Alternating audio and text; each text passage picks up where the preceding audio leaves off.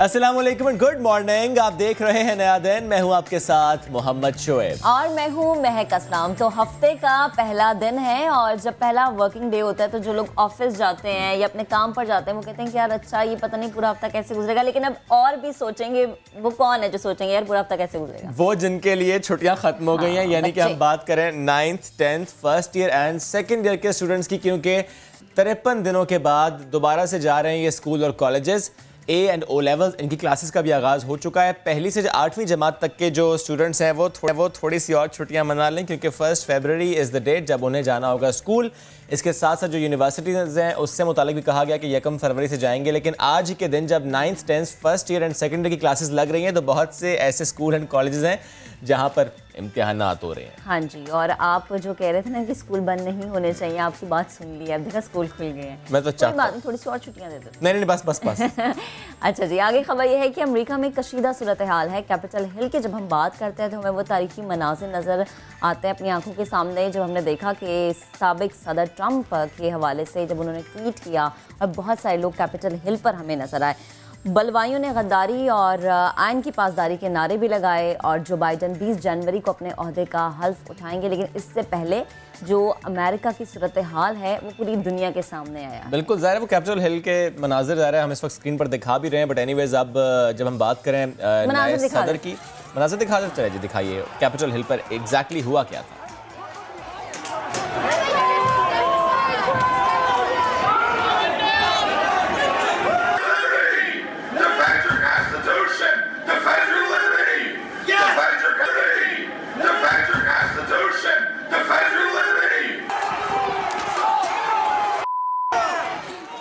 और ऐसे मनाजिर अमेरिका में पहले कभी नहीं देखे। मतलब आप ये देखें कि अमेरिका वो मुल्क, मतलब वो स्टेट, वो जगह जो कहती है कि जमहूरियत जो है हम उसके दावेदार हैं, और वहाँ पे हमने देखा कि किस तरह से जमहूरियत किरची आगे बढ़ते हैं। और अब ज़रा हम पाकिस्तान की यानी कराची की बात करें तो कल कराची में क्या हुआ कि कल एक रैली निकाली गई, गिनती पूरी करो के खूब नारे लगे। चेयरमैन पीएसपी ने दावा किया कि सही मरदमशुमारी हुई तो पीपल्स पार्टी की हुकूमत ख़त्म हो जाएगी। और हमने देखा कि कल बैनर्स भी बड़े लगे थे कि कराची की सही गिनती करो, सही गिनती नहीं की तो कराची का हक जो है वो खा लिया गया। बिल्कुल, ये पहले जमात इस्लामी की तरफ से भी कई बार ऐसे नारे लगाए गए और अभी पीएसपी की तरफ से भी नारे लगाए गए। चलिए अपने टॉपिक की तरफ बढ़ते हैं और टॉपिक हमारा आज है इंडिया से मुताल्लिक कि इंडिया में क्या हुआ। सारे पोल यूँ लगता है खुल के सामने आ गए। इंडिया का चेहरा फिर से बेनकाब हो गया। क्या किया भारत ने, क्या किया मोदी ने कि खुद अपने फौजी मरवाए और फिर 40 फौजियों की लाशों पर मगरमच्छ के आंसू बहाए मोदी जी ने। इल्ज़ाम किस पर धरा? जिस पर हमेशा से वो इल्ज़ाम धरते आए हैं, यानी पाकिस्तान पर इल्ज़ाम धरा गया मोदी की तरफ से। वोट के लिए, कुर्सी के लिए, अपनी सियासत बचाने के लिए, इक़्तिदार की खातिर मोदी इस हद तक गिर गया और हुआ ये कि वो चीज़ें छुप ना सकें। छुपाने की कोशिश तो बहुत हुई लेकिन वो छुप ना सकी और ये ओछी हरकतें करता हुआ भारत एक बार फिर पकड़ा गया। पुलवामा हमले का ड्रामा बेनकाब हो गया। प्लानिंग में शामिल जनरल रावत को CDS के ओहदे से नवाजा गया। अर्नब गोस्वामी और भारतीय ब्रॉडकास्ट ऑडियंस रिसर्च काउंसिल के सरबरा की व्हाट्सएप चैट ने भांडा फोड़ दिया। रिपोर्ट आपको दिखाते हैं। और पाकिस्तान ने पहले ही बता दिया था कि भारत क्या करना चाहता है और भारत क्या कर रहा है। वज़ीर ख़ारजा शाह महमूद कुरैशी साहब ने इससे मुताल्लिक कहा था कि पुलवामा वाक़े से के हवाले से जो उनके बयानात हैं वो ऑन रिकॉर्ड हैं।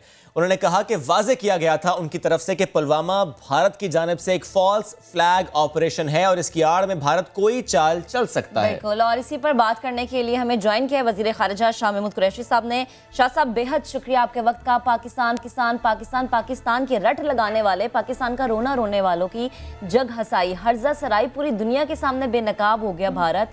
क्या कहेंगे आप, क्या वैल्यू रह गई? और जो भारत ये कहता है कि हम अपने लोगों के लिए और हम जमहूरियत के दावेदार हैं, वो तो खुल के सामने आ गया। ना अपने लोग संभाले जाते हैं, ना कश्मीर संभाला जाता है। इनसे कहाँ खड़े हैं ये आज? देखिए, इस भारतीय सरकार की साजिश के बेनकाब हो गई और कहते हैं ना, घर को आग लग गई, घर के चिराग से। ये आग लगी कहाँ से? जो उनका रास्ता था, जो उनका मंजूर नजर एंकर था, जिसको कि अब इंफॉर्मेशन या तो दी गई या उसको इस्तेमाल किया गया, वो फ्रेंजी बिल्ड करने के लिए, वो हवा साजगार करने के लिए, सियासी मकासद के लिए। आपके इल्म में है कि इंतखाबात से पहले जो जनरल इलेक्शंस थे, जो बीजेपी की सरकार है उसको खासी दिक्कत हो रही थी और 5 रियासतों में उसे शिकस्त हुई। तो अपनी सियासी साख बढ़ाने के लिए उनको एक नाटक रचाना था और वो नाटक रचाया उन्होंने पुलवामा का जो इंसिडेंट है। पाकिस्तान ने फौरी कहा ये झूठ पर की कहानी है, पाकिस्तान का इससे कोई ताल्लुक नहीं। हमने फौरी उसको मुस्तरद कर दिया, उसको कंडेम भी किया और अब जाहिर हो गया कि अपने ही फौजियों पर अंदर से हमला करवा के 40 को मरवा के उनकी लाशों पर सियासत की गई और इंतखाबात जीतने की फिजा कायम की गई। और उस फिजा में जो उनके क्रोनीज हैं, कुछ इंडियन मीडिया के लोग जैसे कि अदनाब मुसवामी हैं, उन्होंने अपना किरदार अदा किया। और ये देखें कि कितना वाज़ेह हो गया इस वक्त आरएसएस, बीजेपी गवर्नमेंट का और उनके मीडिया के एक सेक्शन का आपस में जो मिलाप है वो वाज़ेह हो गया। और आज उस पर नुक्ताचीनी हिंदुस्तान के जो इंडिपेंडेंट माइंडेड जर्नलिस्ट हैं आज वो सवालिया निशान उठा रहे हैं, ये क्या हुआ। सही शाह साहब, और ये जी आप बाद में मुकम्मल करिए शाह साहब। जी आप फरमाइए। जी फरमाइए। बस मैं शाह साहब ये पूछना चाह रहा हूँ कि फेंसिंग लीक्स हों, यानी जिस तरह टेरर फाइनेंसिंग के सबूत सामने आते हैं, चाहे वो डिसइंफो लैब का मामला और अभी ये जो व्हाट्सएप चैट सामने आई है, शाह साहब इस व्हाट्सएप चैट की वेटेज कितनी है कि आलमी इदारे नोटिस ले सकें? देखिए, अगर 3 चीजों को आप आपस में पुरो दें, आप देखें कि ये वाकया जो होता है अपना पुलवामा का, जी, फिर आप देखें उससे पहले आप देखें कि 1 अगस्त को कश्मीर में कोई कार्रवाई करनी थी, एक माहौल बनाना था और कहा गया कि हिंदू यात्रा जो है, जो होता है हर साल वहाँ, उन यात्रा के लोगों को महफूज करने के लिए हमें मजीद फौज भेजनी है और 2 लाख के करीब मजीद फौज वहाँ मकबूजा कश्मीर में तैनात की गई। मकसद और था, मकसद था उनको दिखाई दे रहा था कि 1 अगस्त के बाद 5 अगस्त से गैर कानूनी और यकतरफा सलामती काउंसिल की करारदादों के खिलाफ इक़दाम उनने करने थे, तो उसको उसकी ढाल के लिए वो एडिशनल फौज भेजी गई क्योंकि लोगों पर जबर करना था और उनको एक मिलिट्री सीज का निशाना बनाना था। आपको देखें, फिर आप देखें कि ये 14 नवंबर मैंने प्रेस कॉन्फ्रेंस की और मैंने इंटरनेशनल कम्युनिटी के सामने वो शवाहिद पेश किए जिसपे हमने कहा कि ये दहशतगर्दी की पुष्पराही कर रहे हैं, फाइनेंस कर रहे हैं, ट्रेनिंग कर रहे हैं, कैंप्स कायम करते हैं, सिंधु नवा की सरजमीन इस्तेमाल करते हैं। फिर इसके साथ जोड़िए आप डिसइंफो लैब की, जिसने वाजे कर दिया कि किस तरह इन्होंने जाली एनजीओ कायम की थी, media outlets, fake media outlets, website की 750 के लगभग, जिन्हें वो इस्तेमाल करते थे पाकिस्तान के खिलाफ प्रोपेगेंडा के लिए। एक स्मेयर कैंपेन थी। अब ये बड़ा वाजे हो गया दुनिया को कि एक गैर जिम्मेदार शख्सियत अपने सियासी मकासद के लिए कुछ भी कर सकते हैं। इस खित्ते के अमन को, इस्तेहकाम को वो बिल्कुल अंडरमाइन कर सकते हैं अपने मकासद के लिए, अपनी जीत के लिए और अपनी सियासी वजूद को कायम रखने के लिए। और बगैर इस चीज के समझे कि ये इस पूरे साउथ एशिया में एक न्यूक्लियर एनवायरनमेंट है। अब ये कितना गैर जिम्मेदाराना फेल है, कितनी गैर जिम्मेदाराना सोच है, तो मैं समझता हूँ कि उस डॉसियर की बुनियाद पर, इन इंकशाफात पर इंटरनेशनल कम्युनिटी को इन्हें अकाउंटेबल होल्ड करना चाहिए। ये खतरनाक लोग हैं, इनकी ज़हनियत खतरनाक है। आपने देखा कि इन्होंने अक़लियतों के साथ, बिलखुसूस मुसलमानों के साथ क्या सलूक किया, सिखों के साथ क्या सलूक है, किसानों के साथ क्या सलूक है। ये बड़ा खतरनाक माहौल बन रहा है जिससे इंटरनेशनल कम्युनिटी को नोटिस लेना चाहिए। तो शाह साहब एक चीज़ वाज़ेह कीजिएगा कि इंटरनेशनल कम्युनिटी का नोटिस आप बात कर रहे हैं, उड़ी हमले की बात हो जाए, ज़िला पुलवामा की बात हो जाए, जब मुसलमानों को बेकसूर इस लिहाज से कत्ल किया गया, तो गुजरात वाला वाक़या भी हमारे जहनों से कहीं नहीं जाता तो इंटरनेशनल जो कम्युनिटी है वो इस पर क्या नोटिस ले सकती है? हर चीज़ के तो वाज़ेह सबूत मौजूद है, कश्मीर का ब्लैकआउट हो जाए या फिर भारत की अपनी सिख बिरादरी हो जाए, दिल्ली सरकार हर जगह रुसवाई का सामना है। अभी मजीद सबूतों की ज़रूरत है कि वो मंजर आम पर आए, फिर कुछ कदम उठाया जाए। देखिए, इसमें मीडिया ने बहुत इम्पोर्टेंट रोल प्ले करता है। आपका रोल इस वक्त बहुत इम्पोर्टेंट है, क्योंकि इस वक्त आपके सामने है कि हिंदुस्तानी मीडिया उनकी हुकूमत का आलाकार है, बिल्कुल, और वो उनका एक प्रोपेगेंडा टूल के तौर पे काम कर रही है। पाकिस्तान के मीडिया को घेरा होना चाहिए और उनको बेनकाब करना चाहिए। उनके असली चेहरा पाकिस्तानी कौम को भी दिखाना चाहिए और दुनिया को भी दिखाना चाहिए। ये हमारी मीडिया का भी बहुत बड़ा इम्तिहान है, और वो चैनल्स और वो एंकर्स और वो हजरात जो उसमें किरदार अदा कर रहे हैं, ये कौमी खिदमत है, ये कौम को जगाने के मुतरादिफ है, और मैं समझता हूँ हमें गफलत नहीं बरतनी चाहिए। बिल्कुल गफलत नहीं बरतनी चाहिए। मीडिया से मेरी आखिरी जुमला, मीडिया से होता क्या, आपने कहा मीडिया का इम्पैक्ट ये होता है, एक माहौल बनता है। और आपने देखा कि ब्रिटिश पार्लियामेंट में जब मीडिया ने सारे हकायक सामने रखे तो 10 मेंबरान पार्लियामेंट ने हिंदुस्तान के मौक़िफ़ को हाउस ऑफ कॉमन्स में झुठला दिया और कहा कि ये जो कह रहा है कि हमारा अंदरूनी मामला है कश्मीर, ये अंदरूनी मामला नहीं है, ये एक बैनुल अक़वामी तनाज़ा है। तो इससे आप देखें कि यूरोपियन यूनियन में एक ह्यूमन राइट्स की एक बहस का आगाज होता है। तो ये इस वक्त इतना जरूरी है, एक नई एडमिनिस्ट्रेशन अमेरिका में आने वाली है कि उनको बावर कराया जाए कि जिनके साथ ये नाता जोड़ना चाहते हैं उनके अज़ाइम कितने खतरनाक उनका असल चेहरा क्या है। बिल्कुल दुरुस्त बात। शाह साहब, thank you very much sir, साथ मौजूद थे आप और इससे मुतालिक हमसे गुफ्तगू कर रहे थे। और इस वक्त हमें ज्वाइन कर रहे हैं फसन चौहान साहब, तर्जुमान पंजाब हुकूमत है। Sir welcome to the show. Sir, Arnab Goswami के शो में आप गए, उन्होंने आपको बोलने नहीं दिया, लगता है कि आपने इनको बद्दुआ दे दी कि आज वो बोलने के काबिल नहीं। एनीवेज, लाइन हमारी ड्रॉप हो चुकी है। इस वक्त हमें ज्वाइन कर रहे हैं दिफाई तज्ज़िया का ब्रिगेडियर रिटायर्ड अमजद शोएब साहब, माजर के साथ कहूँगा lieutenant general retired Amjad Shoaib साहब हमें ज्वाइन कर रहे हैं, उनसे हम बात करेंगे। सर, बहुत शुक्रिया आपके वक्त का। मोदी सिर्फ सियासी फतह के लिए इस हद तक गिर सकता है कि उसका एक बार फिर चेहरा बेनकाब हुआ है। क्या भारत में खाना जंगी की सूरत हाल हो सकती है?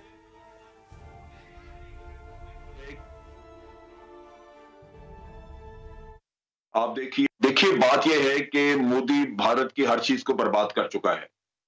आप देखिए कि किसानों की जो हालत की हुई है उसने, वो धरना जारी है। इसी तरह वो आप देख लें कि मुसलमानों के साथ जो कुछ वहां पे हुआ, सिख परेशान है। और सबसे बढ़ के इसने जो फॉल्स फ्लैग ऑपरेशंस किए हैं लगातार, उसमें काफी सारे लोग जो मारे गए वो बेगुनाह थे, इसी ने मरवाए। और आप देखिए कि जो इसने पहला वाकया करवाया अपने दौर में, वो था पठानकोट का वाकया। उससे 2-3 दिन पहले ये मक्कार आदमी नवाज शरीफ साहब को मिलने के लिए लाहौर आया और दुनिया को ये एक इम्प्रेशन कन्वे किया कि जनाब पाकिस्तान के साथ हम तो बहुत ज्यादा मोहब्बत रखते हैं और बड़े अच्छी तरह मिलना चाहते हैं। और देखिए 2 दिन बाद पाकिस्तान ने क्या किया, पठानकोट पे हमला कर दिया। और सारी तहकीकात के बाद ये पता चल चुका था कि पठानकोट भी जो है वो इन्होंने खुद ही ड्रामा कराया, वो फॉल्स फ्लैग ऑपरेशन है। उसमें भी 2-3 लोग इनके मारे गए। उसके बाद फिर इन्होंने उड़ी का वाकया कराया, वहां हादसा हो गया और उड़ी के वाकये में आग लग गई टेंटों को। उसमें 19-20 के करीब इनके जवान मारे गए। अब 40 इधर मरवा दिए। ये हर दफा अपनी पोजीशन को मजबूत करने के लिए यही काम करता रहा। और ये इसने एक्चुअली भारतीयों की जो नफ्सियात थी वो ये समझ गया। इसने देखा कि अगर मैं इकोनॉमी में कोई परफॉर्म ना करूं, लोगों की बेरोजगारी में कोई मदद ना कर सकूं, लेकिन मैं अगर ये शोशा छोड़ दूं कि मैंने पाकिस्तान को सबक सिखा दिया तो ये सारे मस्त हो जाते हैं और मुझे वोट देते हैं। इस कमजोरी को उसने इंतहाई महारत के साथ एक्सप्लॉइट किया। और बदकिस्मती इस मुल्क की ये है कि इनकी अदालतें और इनके जो आर्मी के और एयरफोर्स नेवी के चीफ हैं वो इनके साथ मिल गए अपनी तरक्कियों के लिए। और उसने बेड़ा गर्क कर दिया सारा। यानी अगर ये कौम जाग जाती, पहले ही जब पाकिस्तान कहता रहा कि इन्होंने सर्जिकल स्ट्राइक, जो कि 2016 का किस्सा है, वो झूठ बोल है, उन्होंने कोई सर्जिकल स्ट्राइक नहीं की। अगर ये कौम उस वक्त ही समझ जाती बात को तो मोदी के ऊपर चेक आ जाता, लेकिन इन्होंने नहीं किया। अब खाना जंगी का तो इंसान क्या कह सकता है, लेकिन एक ढीठ कौम सिर्फ पाकिस्तान दुश्मनी में मोदी की हर करतूत माफ करती जाए तो मुल्क तो तबाह हो जाएगा, और हो ही गया है बहुत हद तक। जो नफरतें इसने वहां पे बो दी हैं वो बड़ी हद तक आगे जा चुकी हैं, और उसका नताइज उसके इस मुल्क को भुगतने होंगे। लेकिन आज अगर उनके लोगों को होश आ जाए, समझ लग जाए कि ये शख्स उनके साथ क्या कर रहा है, तो फिर खाना जंगी क्या, इसी को तार तार किया जाएगा। इसको पकड़ के तो लोग, मेरा ख्याल है, इसके ऊपर पथराव करते नजर आएंगे आप। ठीक है। अच्छा अमजद साहब, एक और चीज़, जैसे कि आप उड़ी हमले की बात कर रहे हैं, आप बात कर रहे हैं पुलवामा की, तो यकीनन कौमी सलामती की पॉलिसीज़ पर बात होती है कि कौमी सलामती की पॉलिसीज़ जो हैं वो फिर गैर महफूज है। मुझे ये बताएं कि बहुत सारी चीज़ें सामने आई डिसइंफो लैब के बाद, अब ये व्हाट्सएप लीक, क्या आलमी इदारों को नोटिस लेने में एक लम्हा भी ताख़ीर करनी चाहिए? क्योंकि जो चीज़ें मंजर आम पर है उससे तो फ़ौरन नोटिस लेना चाहिए, फ़ौरन से कोई ऐसा कदम उठाए कि खित्ते का अमन तबाही के दहाने तक ना जाए। हकीकतन तो नहीं, लेकिन मसला ये है कि आलमी अदारे आज भी इनको इस्तेमाल करना चाहते हैं, और आलमी अदारे जो हैं वो आप देख लीजिए, वो बड़ी कुव्वतों के आलाकार हैं। वो तो कोई ऐसे अदारे नहीं है कि जिनका हम कह सकें कि बिल्कुल वो इंडिपेंडेंट है।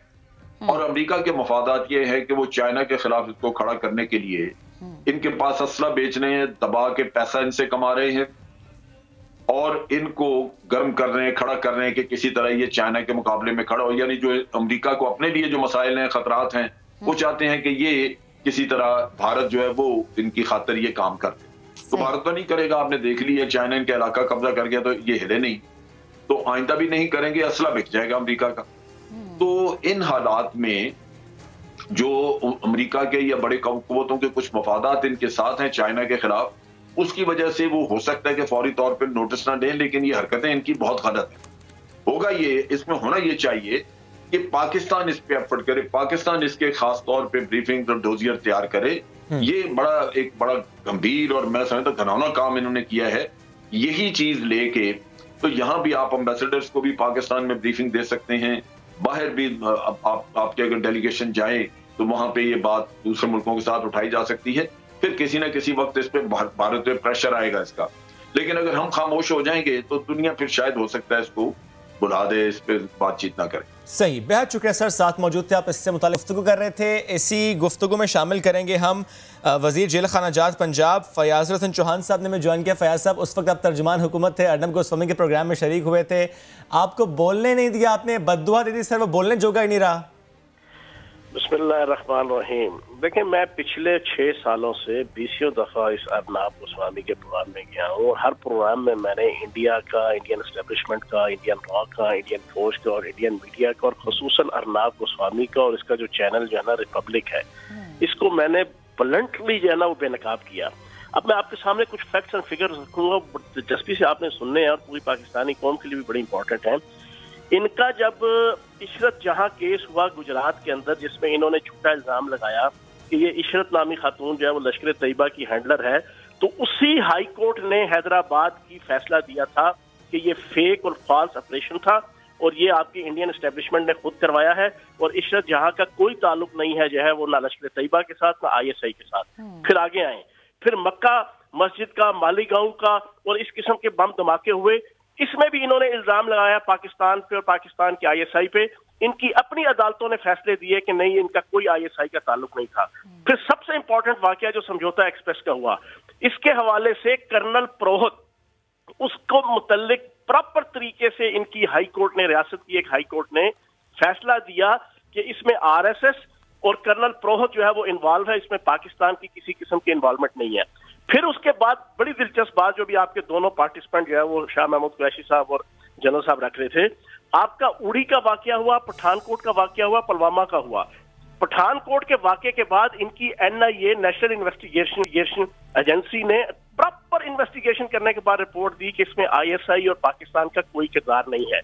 फिर पुलवामा का जब इशू हुआ, इन तमाम वाकयात के हवाले से इस अर्नाब के प्रोग्राम में बैठ के मैंने वो जनरल AD बख्शी नामी और ये मेजर जनाब आपका गौरव आर्या और इस किस्म के ये जो लोग मेंटली अपसेट जो है वो लोग बैठा देते हैं कि जो पाकिस्तान से नफरत करते हैं ही ऐसे लोग सर।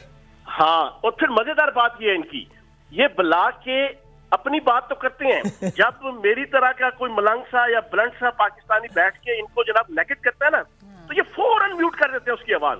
तो आज ये बात पूरी दुनिया के सामने जनाब खुल के आ गई कि Arnab Goswami, Indian media, Indian establishment, Indian रॉ, ये जो है वो पूरी दुनिया के अंदर जो है वो मैं समझता हूँ दहशतगर्दी के असल पीछे जो हैंडलर्स हैं ये खुद हैं, और ये अपने मुल्क के अंदर अपने फौजी खुद मरवाते हैं। और फिर आखिरी बात जो मैं आपके सामने बड़ी दिलचस्प रखूंगा, 2014 के अंदर इनके कांग्रेस के सुलेमान खुर्शीद और इनके एक दूसरे जनाब आपके वजीर, 2 वजीरों ने मिलकर प्रेस कॉन्फ्रेंस की और ओपनली इल्जाम लगाया कि इंडिया के अंदर होने वाली हर दहशतगर्दी जो है वो RSS, बीजेपी और इंडियन रॉ जो है वो खुद मिलकर करवाती हैं पाकिस्तान को और ISI को और पाक फौज को बदनाम करने के लिए। तो ये टोटल इनका एजेंडा है। बॉलीवुड की फिल्मों के जरिए से ये जनाब जनरल सनी देओल, जनरल अक्षय कुमार और मेजर जनरल जनाब आपका संजय दत्त इनको दिखा के बढ़के मरवा लेते हैं पाकिस्तान के खिलाफ, लेकिन अपनी हालत ये है कि ये सिर्फ और सिर्फ जो है वो खुद मरवा के जो है वो अपने फौजी और अपने अंदर बम धमाके करवा के पाकिस्तान को मुलायम करते हैं। बिल्कुल, और फिर फैयाज साहब हकीकत भी तो खुल के सामने आ जाती है, लेकिन आफरीन ये है कि इस तरह के वाकयात भी ये फिल्में बनाते हैं। बेहद शुक्रिया आपके वक्त का हमारे साथ थे, और जिस तरह की वो बात भी कर रहे थे कि भारत जो है वो सिर्फ फिल्मों में या ड्रामों में ये चीज़ें कर सकता है, और हकीकी ज़िंदगी में भारतीय फौजी हो जाएं या वहाँ के इदारे हो जाएं, उनकी कारकर्दगी खुल के सामने आती है। मिट्टी पाओ। अच्छा, अच्छी अच्छी बातें करते हैं, आगे बढ़ जाते हैं, छोड़ो भारत को, हम बात करते हैं अपने शहर कराची की। और कराची में क्या हो रहा है जनाब, स्पोर्ट्स का जो मेला सजने वाला है उसकी अपडेट यह है कि साउथ अफ्रीकी टीम जमकर प्रैक्टिस हो रही है। कोविड टेस्ट नेगेटिव आने के बाद बायोसिक्योर बबल में खूब दौड़ें लगी हैं, यानी प्रैक्टिस हो रही है, फील्डिंग, बॉलिंग, बैटिंग इसकी मशकें की गई हैं। तो कह सकते हैं हम कि अगर सवाल पूछेंगे हम उनसे कि तैयार हो, तो जवाब आएगा कि तैयार हैं। अच्छा, आप तैयार हैं? मैं तैयार हूं, लेकिन आप किसके लिए तैयार हैं? अच्छा, मैं एक और खबर जो है ना वो देने के लिए तैयार। ओके, प्लीज तो दीजिए फिर। कराची में साइकिलिंग की एक ऐसी नेशनल चैंपियन है जिनके पास अपनी साइकिल तक नहीं है। 16 साल सुमेरा रेस जीतकर पैसों से घर चलाती हैं। समा की जानिब से और हमारी पूरी टीम की जानिब से सुमेरा को हम सलाम पेश करते हैं। इतना बाहिम्मत होना और इतना हौसलेमंद होना, और आज के वक्त में ये ज़रूरी भी है। ज़रूरी है कि देखें, पैसे नहीं थे, साइकिल नहीं थी, but still she is a champion. तो जब आपने कुछ करना हो तो लगन सच्ची हो तो रास्ता बन ही जाता है, वसीला तो कोई ना कोई आ ही जाता है। अच्छा जी, एक और ख़बर है कराची से ही, किस तरीके से ख्याल रखा जा रहा है ज़ख्मी, बीमार और भूखी बिल्लियों का, कि अब उनको मिल चुका है एक ठिकाना। 2 दोस्तों ने एक मकान लिया है किराए पर और वहाँ पर लावारिस बिल्लियों को पनाह दी है। और जो बीमार बिल्लियाँ होती हैं या sometimes hit and run cases होते हैं, बिल्लियाँ जो है इनको चोट लग जाती है, उनका इलाज भी वहाँ पर हो रहा है और खाने पीने का इंतज़ाम भी है। तो कराची वालों का दिल देखिए कि किस तरीके से वो ख्याल रख रहे हैं जानवरों का। अब एक और चीज़ का ख्याल रखना है। किसका? ये मैं भी आपको जो खबर बताऊंगी तो आपको पता चलेगा। फेसबुक पर पाकिस्तान के सबसे बड़े मर्दों के ग्रुप सोल ब्रदर्स को नजर लग गई। नजर तो खवातीन की लगी होगी। अच्छा, अब वैसे ये भी होता है जो पेटी भाई होते हैं उनकी भी नजरें लग जाती हैं। नामालूम वजूहात की बिना पर ग्रुप गायब हो गया है। अब लड़कों में तो बड़ी तशवीश पाई जा रही है। ग्रुप एडमिन्स का ये कहना है कि फेसबुक से हम राबते में हैं, कुछ टाइम में असली ग्रुप बहाल होने की उम्मीद है। आप हिस्सा इस ग्रुप का? मैं इस ग्रुप का बिल्कुल हिस्सा था, क्योंकि ज़रा वो भी खत्म हो गया, लेकिन जो नया ग्रुप बना है मैं उसमें भी मौजूद हूँ।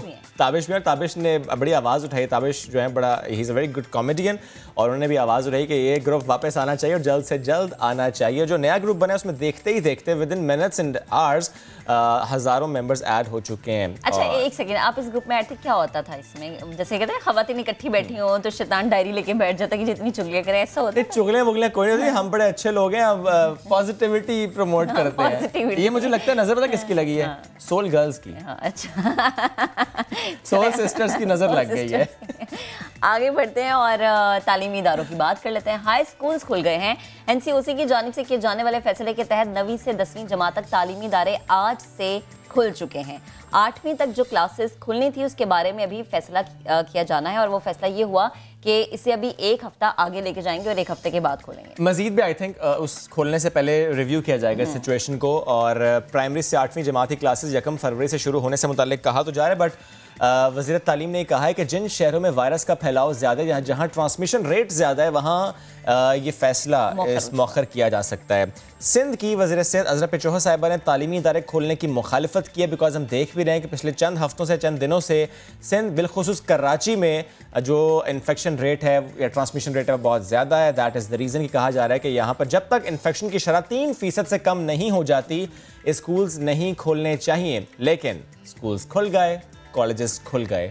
माहौल कैसा है आज, स्ट्रेंथ कैसी है वहाँ पर? तलबा कितने खुश हैं। हमारे नुमाइंदे शाहनवाज कादरी ज्वाइन कर रहे हैं कराची से, और शाहीन शहजादी हमारी रिपोर्टर फ्रॉम लाहौर। तो लाहौर की क्या सूरत हाल है उस पर भी बात करेंगे, लेकिन पहले कराची की बात करते हैं। शाहनवाज, स्कूल्स खुल गए, कॉलेजेस खुल गए, 9th 10th first year second year O levels and A levels, क्या माहौल है आज? और आज क्या सड़कों पर रश था, या कि आपने देखा कि क्योंकि सिर्फ ये 4 क्लासेस खुली हैं तो रश नहीं है? देखिए, एक अच्छा फ़ैसला है, और जो घर में बच्चे मौजूद थे और वो घर में बोर हो रहे थे उनके लिए कह सकते हैं कि अच्छा फ़ैसला है। और तालीम का जो नुकसान हो रहा था वो भी जो है अब बेहतर हो जाएगा, क्योंकि गुज़िश्ता रोज़ NCOC की जानिब से मीटिंग के बाद ये फ़ैसला किया गया था कि जो 9 से लेकर 12 जमात की जो क्लासेस हैं उनका आगाज़ कर दिया जाएगा। तो आज पहला रोज़ है और मैं इस वक्त एक यूरुबंदर के निजी स्कूल के अंदर ही मौजूद हूँ, जहाँ हमने स्टूडेंट से बात करने की कोशिश की थी। वो खासे खुश नज़र आए थे। इस वक्त यहाँ पर पेपर चल रहा है और मेरे पीछे भी अगर आप देख सकते होंगे कि यहाँ पर इस वक्त पेपर लिया जा रहा है। तो अच्छा फ़ैसला है, लेकिन ख्याल हमें रखना होगा SOPs का, क्योंकि हम जब यहाँ पर हमने देखा कि प्रॉपर तरीके से बच्चों को ट्रीट किया जा रहा है। जो मास्क है उसको मैंडेटरी किया गया है, यहाँ पर सैनिटाइज़ किया जा रहा है बच्चों को, और ख़ास तौर पर जो सोशल डिस्टेंस है उसके का ख्याल रखते हुए यहाँ पर पेपर लिए जा रहे हैं। तो कह सकते हैं कि अच्छा फ़ैसला है, लेकिन एहतियात बहुत ज़रूरत है, क्योंकि सिंध हुकूमत की और जो अजरा पेचो कह चुकी है कि सूरत हाल खासी खतरनाक है, एहतियात करने की जरूरत पड़ेगी। ठीक, शाहनवाज साथ रहेगा। शाहीन, आप बताएगा, आप इस वक्त लाहौर में कहाँ मौजूद है? लाहौर में तो ठंड भी बहुत ज़्यादा है, तो बच्चों को ये भी एक मौका मिलता है कि भाई ठंड है तो आज स्कूल नहीं जाना। तो स्कूल में बच्चों की तादाद कितनी थी? अगर बच्चों से बात आपने की हो तो वो खुश नज़र आ रहे थे या अभी भी अपसेट थे कि इतनी जल्दी स्कूल खुल गए हैं? बिल्कुल, मैं भी एक निजी स्कूल में मौजूद हूँ। यहाँ पर जो बच्चों की तादाद है वो जो 50% बच्चों को स्कूल में बुलवाया गया था उतनी ही है। बच्चे स्कूल में बैठे हैं, अभी सेकंड पीरियड चल रहा है और स्टडी जो उनकी है वो हो रही है। SOPs का ख्याल रखा जा रहा है, सैनिटाइज़ करके बच्चों के हाथ वगैरह उनको अंदर स्कूल में दाखिल होने दिया गया है। क्लासें जो हैं वो इस वक्त जारी हैं। कुछ बच्चे खुश दिखाई दे रहे हैं, कुछ उदास हैं क्योंकि उनकी रूटीन डिस्टर्ब हो गई है। जिस तरह से हम लोग वीकेंड के बाद मंडे को ऑफिस आते हैं तो कब उठने का दिल नहीं चाहता, इस तरीके से कुछ बच्चे ऐसे भी हैं जो ऑनलाइन क्लासेस लेने में खुश थे, यहाँ स्कूल आके पढ़ने में खुश नहीं थे। बाकी इनसे हम अभी यहाँ पर बात कर लेते हैं, मज़ीद जान लेते हैं इनसे कैसा लग रहा है आपको स्कूल में आना पढ़ना, और या वो अच्छा था कि घर में रह के पढ़ लेते? इधर ही ठीक है, सही लग रहा है, अच्छा लग रहा है। अच्छा लग रहा है? हाँ जी। और छुट्टियाँ कैसी गुजरी? दिल है दोबारा छुट्टियाँ हो जाए? नहीं, अब नहीं दिल कर रहा, बहुत होगी छुट्टियाँ। बहुत होगी छुट्टियाँ। अच्छा, आप बताएं, आप सारे जो क्लास में स्टूडेंट हैं, कुछ ऐसे दोस्त हैं जो मिस हो गए, नहीं आ पाए, उनको याद कर रहे हो आप? याद तो अभी सारे ही आ रहे हैं, लेकिन मैं जिस वजह से आया हूँ तो मैं तो अपने उस्ताद कराम की वजह से आया हूँ। अच्छा। मैं उन्हें देखने का बड़ा दिल चाह रहा था। अच्छा। बस देखने भी प्यार ही इतना है। अच्छा, ये बताएं, स्टडी से कितना प्यार है? पढ़ने भी आए होंगे, उस्ताद तो आपको नज़र आ गए। ये बताएं, पढ़ने का भी दिल है या बस नींद आ रही है इधर बैठ के? पढ़ तो मैं लूँगा ही, सर ने फिर आगे आपको पता है फिर आगे क्या होता है। अभी सर ने याद करने के लिए दिया हुआ है, इसलिए मुझे करना ही पड़ेगा, नहीं तो फिर सर ने शरारती बच्चा लग रहा है, खड़ा कर देना मुझे क्लास से। बच्चे मन के सच्चे होते हैं और वो दिल की बात बता रहे हैं कि अगर सबक याद नहीं किया तो जो टीचर हैं वो क्लास से बाहर खड़े कर देंगे। आप बताओ बेटा, आपको स्कूल में आके कैसा लग रहा है? पढ़ाई कैसी चल रही है? अच्छी चल रही है, स्कूल में आके मज़ा भी आता है और पढ़ भी लेते हैं। घर में भी तंग आ गए थे तो शायद इनसे पूछे, तंग ये आ गए थे या माँ बाप तंग आ गए थे? अच्छा, वालिदैन भी तंग आ गए होंगे घर में शरारतें करने? वो भी तंग आ गए। बस कहते थे जल्दी से स्कूल खुल जाए और जान छूटे। चलिए शाहीन, वालिदैन की दुआएं हो गई हैं, जल्दी से स्कूल चल जाइए। ठीक है शाहीन। इसी तरीके से ये एक और बच्चा भी यहाँ पर मौजूद है। आप मुझे बताएं कि वजीर तालीम ने जो फैसला किया वो आपको पसंद आया या अच्छे लगते हैं आपको? बिल्कुल पसंद आया, क्योंकि अब जाहिर सी बात है हमारे मई में आगे पेपर आ जाएंगे तो ये हमारे लिए नुकसान था। अगर और छुट्टियाँ होती तो हमारे लिए it will be difficult for us के तैयारी करें विद इन 3 मंथ्स। तो इसलिए शुक्र है कि स्कूल खुल गए, तुम्हारी तैयारी ये है पढ़ाकू बच्चा। स्टडी से रिलेटेड भी काफी ज्यादा उनको पसंद आ रहे हैं। पढ़ाकू बच्चे भी बैठे हैं, कुछ ऐसे भी हैं जो पसंद ही आ रहा है कि भाई स्कूल खुल गए तो हम जा रहे हैं। और शाहीन हमें लाहौर के स्कूल से और शाहनवाज अली कादरी हमें कराची के स्कूल से अपडेट कर रहे थे। बेहद शुक्रिया आपका। कुछ बच्चे ऐसे होते हैं जैसे कि जो श्वेब जैसे बच्चे होते हैं जिनसे ना सुबह उठ के ऑफिस आया जाता है और ना कभी मेरे ख्याल से स्कूल भी नहीं जाते थे। ये अस्तगफिरुल्लाह, मेरे स्कूल में भी मुझे याद है कोई एक छुट्टी नहीं थी और इसीलिए मैं ऑफिस से छुट्टी नहीं कर पाता। वो मेरी ट्रेनिंग मेरी माँ कमाने की लिए छुट्टी नहीं करनी। आप फलाना असर मुझ पे आने लगे, इसमें मैं भी छुट्टी नहीं करती। बिल्कुल बिल्कुल। अच्छा, बहुत अच्छी खबर है हमारे पास जनाब। आज जब हम बात करते हैं पाकिस्तान के सबसे बड़े शहर कराची की, जब हम बात करते हैं कराची के और कराची के मसाइल की, तो एक लंबी लिस्ट होती है कराची के मसाइल को लेकर। हल किसने करना है आप भी जानते हैं, मैं भी जानता हूं, लेकिन हल कब होगा? जब तमाम सियासी जमातें, तमाम स्टेक होल्डर्स इकट्ठे बैठकर कोई फैसला करेंगे। ऐसा फैसला हुआ, कोऑर्डिनेशन कमेटी का क़याम हुआ और उसके बाद ये फैसला किया गया कि अब कराची बदलेगा। 1100 अरब जो कराची में लगना है उससे मुतालिक आज हम बात कर रहे हैं। वफाकी और सिंध हुकूमत कराची की तरक्की के लिए सियासी इख्तलाफात बलाए ताक रखने पर मुत्तफिक हो गई हैं। पाकिस्तान पीपल्स पार्टी, पाकिस्तान तहरीक इंसाफ, मुत्तहदा कौमी मूवमेंट, यानी 3 जमातें, इन्होंने इत्तफाक किया इस बात पर कि हम इकट्ठे बैठकर फैसले करेंगे। वो ब्लेम गेम नहीं होगी, माजी में जो हुआ उसकी बात नहीं होगी, आगे कैसे बढ़ना है, मसाइल कैसे हल करने हैं, इस पर बात होगी। सैटरडे को प्रेस कॉन्फ्रेंस में, यानी उस मीटिंग के बाद जो सीएम हाउस में हुई थी, प्रेस कॉन्फ्रेंस में क्या कुछ सामने आया, कितने पॉजिटिव वो थे, कितनी पॉजिटिविटी उनकी बातों से नजर आई, कराची वालों ने सुख का सांस अब कैसे लेने का सोचा, आप जरा गुफ्तगू सुनिए, फिर आगे मजीद बात करते हैं।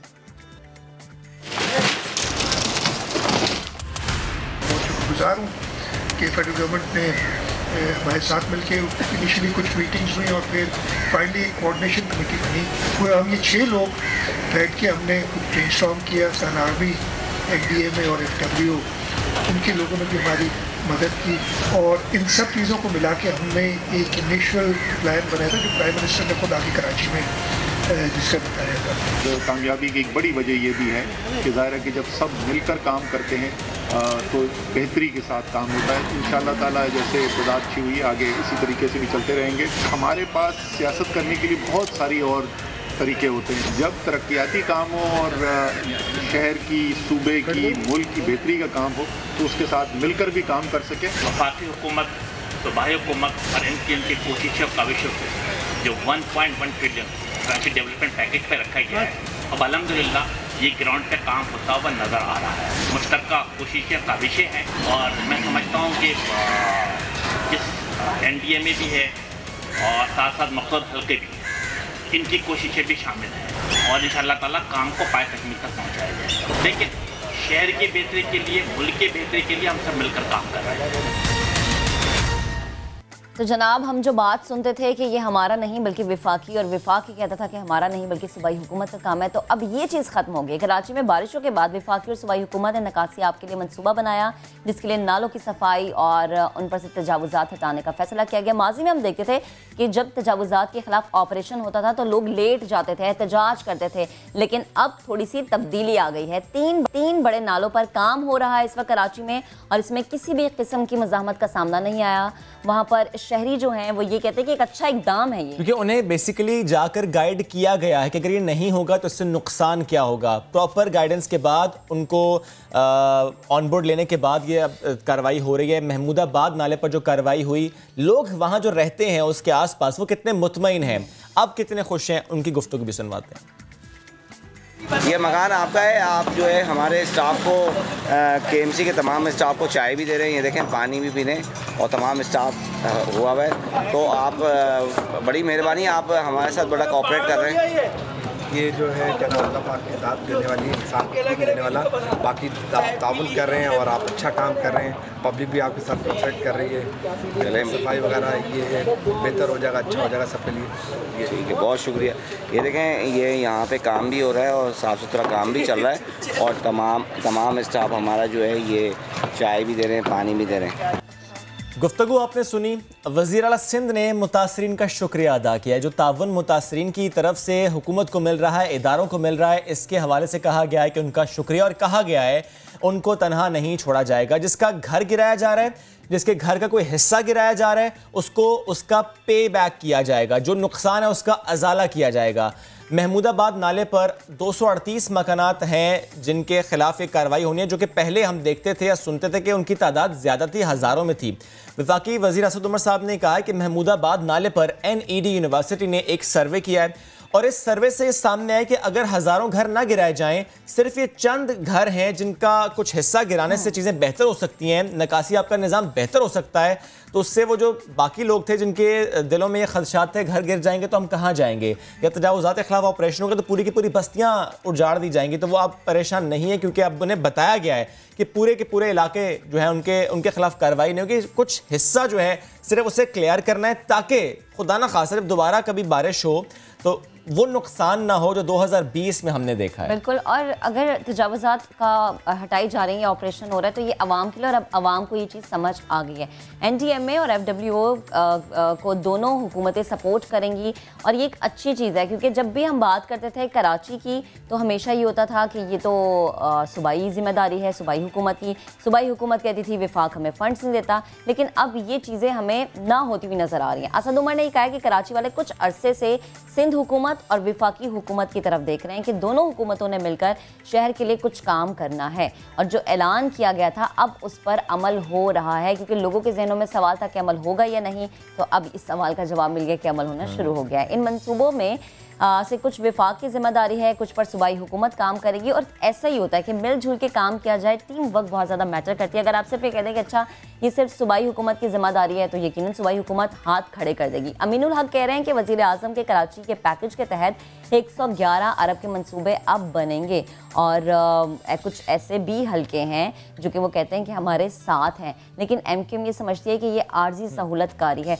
और वैसे सिर्फ ये हकीकत है कि अगर मतलब हमने देखा है कि जब भी कराची की बात होती है, जब वज़ीर आज़म ने भी विजिट किया था तो सिर्फ कराची के अवाम से जब हमने राय जानने की कोशिश की तो उन्होंने कहा कि ये सिर्फ बातें हैं, अमल नहीं होगा, लेकिन अब इस पर अमल हो रहा है। अमल होगा। 1100 अरब की जो बात आप महक करें, क्योंकि ज़ाहिर अब 1100 अरब कराची के लिए है और यहाँ पर लगेगा तो वाकई वो हमें नज़र आएगा, और नज़र कब आएगा जब तमाम सियासी जमातें, और सिर्फ सियासी जमातें नहीं, NDMA, FWA नहीं, जो हमारे दीगर इदारे हैं वो भी साथ मौजूद होंगे, तो मिलकर जब काम होगा तो फिर ही हमें काम होता हुआ दिखाई देगा, फिर ही उसके हमें रिजल्ट्स नज़र आएंगे। तो हम सबको ये दुआ भी करनी चाहिए, सपोर्ट भी करना चाहिए। माजी में जो हुआ से थोड़ी देर के लिए भूल जाते हैं और सिर्फ पॉजिटिव सोच रखते हैं और माजी की कोई बात याद नहीं कराते। जब इकट्ठे बैठे पीपल्स पार्टी हो, MQM हो, PTI हो, तो माजी को छोड़ देते हैं और आगे बढ़ने की बात करते हैं। कराची आगे बढ़ेगा तो पाकिस्तान आगे बढ़ेगा, और पाकिस्तान आगे बढ़ने के लिए हम सबको अपनी जिम्मेदारी अदा करनी है, मुत्तहिद होना है। और जनाब आगे बढ़ते हैं, हम भी आगे बढ़ जाते हैं। खबर आपको देते हैं, मौजूदा टीम मैनेजमेंट ना हुई तो खेलने के लिए तैयार हूँ।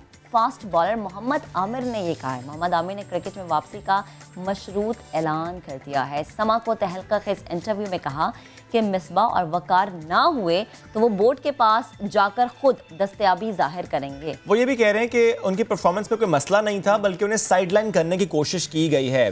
वकार यूनुस साहब ने जो उनसे मुताल्लिक गुफ्तगू की थी, वो कहते हैं मुझे वो गुफ्तगू सुनकर बहुत दुख हुआ। तो वो कहते हैं तो अगर ये नहीं होंगे तो फिर मैं खेलने को तैयार हूँ, मेरी परफॉर्मेंस में कोई इशू नहीं है। व्हाट ही सेड सुनिए।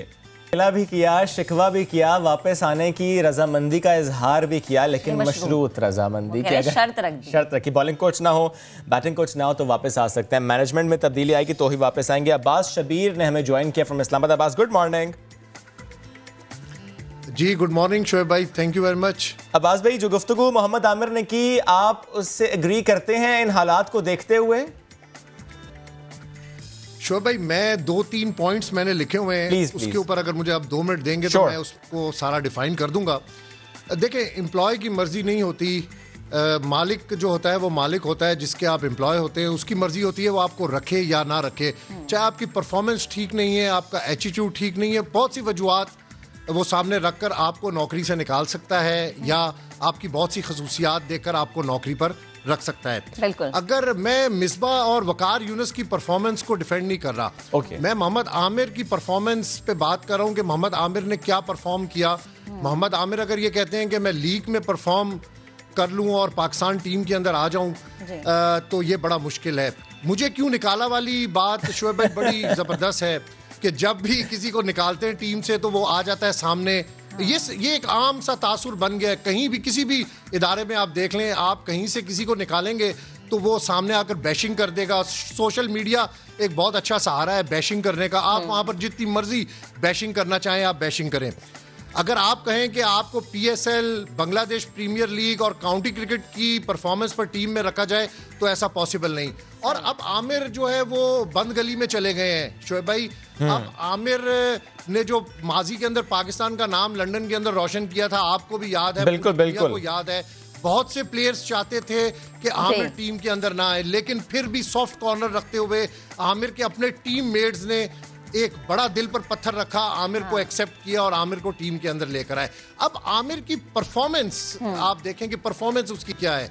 अगर अब आप कहें कि वकार यूनुस नहीं रहेंगे, मिसबा नहीं रहेंगे, तो मैं वापस आऊंगा, मैं बोर्ड को कहूंगा कि मुझे वापस रख ले, तो अब ये मुमकिन नहीं है। जब तक एहसान मानी, जब तक वसीम खान और जब तक ये क्रिकेट बोर्ड है, आमिर के दरवाजे जो हैं वो बंद हो चुके हैं। आमिर एक तंग गली में अब्बास, आप जो इतना बैकग्राउंड और आप ग्राउंड रियलिटीज बता रहे हैं, तो मुझे ये चीज़ बताएं कि आपको क्या लग रहा है। आप कह रहे हैं आमिर एक बंद गली में चला गया, आपको उनका आगे फ्यूचर क्या नजर आ रहा है? और माजी में क्या कभी भी किसी क्रिकेटर ने ऐसी शर्तें रखी हैं कि मैं वापस तब आऊंगा जब आप ये कर देंगे या वो कर देंगे? ऐसी कोई मशरूत वापसी माजी में देखी गई है? देखिए, आमिर ने अपने कद से बढ़कर बातें की हैं। ठीक है, आमिर माजी के अंदर बहुत अच्छे प्लेयर थे, लेकिन आमिर ने जो गलतियां की उससे भी पाकिस्तान का नाम बड़ा बदनाम हुआ। बड़े पत्थर दिल के साथ पाकिस्तान ने मोहम्मद आमिर को दोबारा से एक्सेप्ट किया। अगर आमिर को अभी सिलेक्ट नहीं किया किसी परफॉर्मेंस की वजह से, तो आमिर को सब्र कर लेना चाहिए था, ना कि वकार यूनुस, मिसबा और मैनेजमेंट पर बैशिंग कर देनी चाहिए थी। अब आप समा टीवी को इंटरव्यू दे रहे हैं और उसमें आप यू टर्न ले रहे हैं कि मुझे मैनेजमेंट बुलाए तो मैं वापस आ जाऊं। शोएब भाई, ऐसा नहीं होता। एम्प्लॉय जो है वो मालिक की मर्जी के साथ काम करता है। सेंट्रल कॉन्ट्रैक्ट में आपकी परफॉर्मेंस होगी तो आपको सेंट्रल कॉन्ट्रैक्ट में रखा जाएगा। अब आपके पास चांस है, अब अगले साल साउदर्न और नॉर्दर्न रीजन्स की क्रिकेट के अंदर दोबारा से परफॉर्म करें और अपना एटीट्यूड ठीक करें और टीम के अंदर वापस आए। लेकिन ये बात मैं आपको बड़े वसूख से कह रहा हूं कि आमिर ने जिस किस्म की सोशल मीडिया पर स्टेटमेंट्स दिए और इबाम रखा हुआ है, पता नहीं क्या बम आमिर चलाना चाह रहे हैं, क्या कहना चाह रहे हैं कि किस वजह से मुझे वकार यूनुस और मिसबा जो हैं वो साइड लाइन कर रहे हैं। I don't know. आमिर के पास अगर ऐसा कोई बम है तो भाई सामने आकर बताएं, चलाएं। माजी के अंदर आप खुद गिल्टी थे, आप दुनिया के सामने ये कहते रहे, आपने दुबई के अंदर ये बात की, आपने लंदन में ये बात की कि मैंने कुछ भी नहीं किया। उसके बाद आपने अपनी गिल्टी को डिक्लेयर किया, आपने एक्सेप्ट किया कि हाँ जी मैंने गिल्टी की है। लेकिन देखिए, परफॉर्मेंस के ऊपर आप बात करें, आप मिसबा और वकार यूनुस पर बैशिंग कर रहे हैं मीडिया के ऊपर आकर, सोशल मीडिया पर आकर, और फिर आप एक्सपेक्ट कर रहे हैं कि जी वो मुझे बोर्ड फौरी तौर पर गोद के अंदर बिठा ले, टीम के अंदर ले आए। आपको इतने बड़े प्लेयर नहीं है, आप थे प्लेयर, लेकिन अब आपकी वो परफॉर्मेंस नहीं है। हमारे पास बहुत सारा टैलेंट मौजूद है जो आमिर को अभी रिप्लेस कर रहा है, और आप देखेंगे कि मुस्तकबिल में ऐसी चीजें आएंगी। मैं डिफेंड नहीं कर रहा बिल्कुल भी, बिल्कुल सही है, और मिसबा को या बोर्ड को, मैं सिर्फ फैक्ट के ऊपर बात कर रहा हूं। आप जरा बिल्कुल आप दुरुस्त बात करें, बाजवी के परफॉर्मेंस पर बात होनी चाहिए, एटीट्यूड पर बात होनी चाहिए। अगर एटीट्यूड ठीक हो, परफॉर्मेंस ठीक हो, तो फिर ऐसे मामला तो होते ही नहीं। बस एक बात और बता दें, क्या इन बातों के बाद, वो चाहे सोशल मीडिया पर आमिर साहब की तरफ से की गई हो या समा को इंटरव्यू में कही गई हो, क्या इससे पीसीबी के अंदर कुछ हलचल, कुछ बेचैनी है या नहीं? They are chill?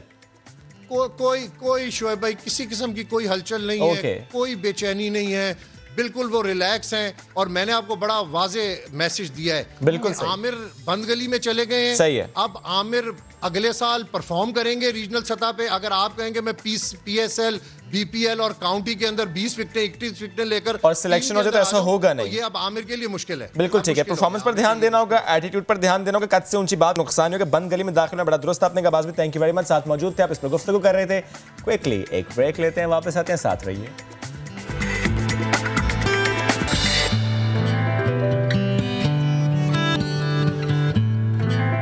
Welcome back. Karachi से आपको अफसोसनाक खबर दें, बलोच कॉलोनी पुल पर निजी स्कूल की वैन उलट गई है और हादसे में 2 बच्चे जख्मी हुए हैं, जिन्हें अस्पताल भी मुंतकिल किया गया है।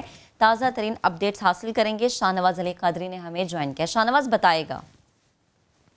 ये वाकया अब से कुछ देर कबल पेश आया था, जब एक निजी स्कूल की वैन बलोच कॉलोनी की से गुजर रही थी, जब वो वहाँ पर वो उलट गई है। जो हमारी ट्रैफिक पुलिस है उनका ये बताना है कि ये तेज रफ्तारी के बाइस ये उल्टी थी, जिसके नतीजे में जो वैन में सवार स्कूल के स्टूडेंट थे उनमें 2 बच्चे जो है जख्मी हुए हैं। जिन्हें तिबी इमदाद के लिए अस्पताल मुंतकिल कर दिया गया है। जब ये हादसा पेश आया उस वक्त जो है साया फैसल पर गाड़ियों की कतारें लग गई थी, ताहम जो है मौके पर रेस्क्यू की टीमों ने पहुंचकर जो है रेस्क्यू किया और अब सूरत हाल ये है कि रोड जो है नॉर्मल हो गया है और बच्चों को तिबी इमदाद के लिए अस्पताल मुंतकिल किया जा चुका है। जख्मियों ने बच्चों के शिनाख्त भी जो है फराज और शब्बीर के नाम से कर ली गई है, जिन्हें तिबी इमदाद देने के बाद घर रवाना कर दिया गया है।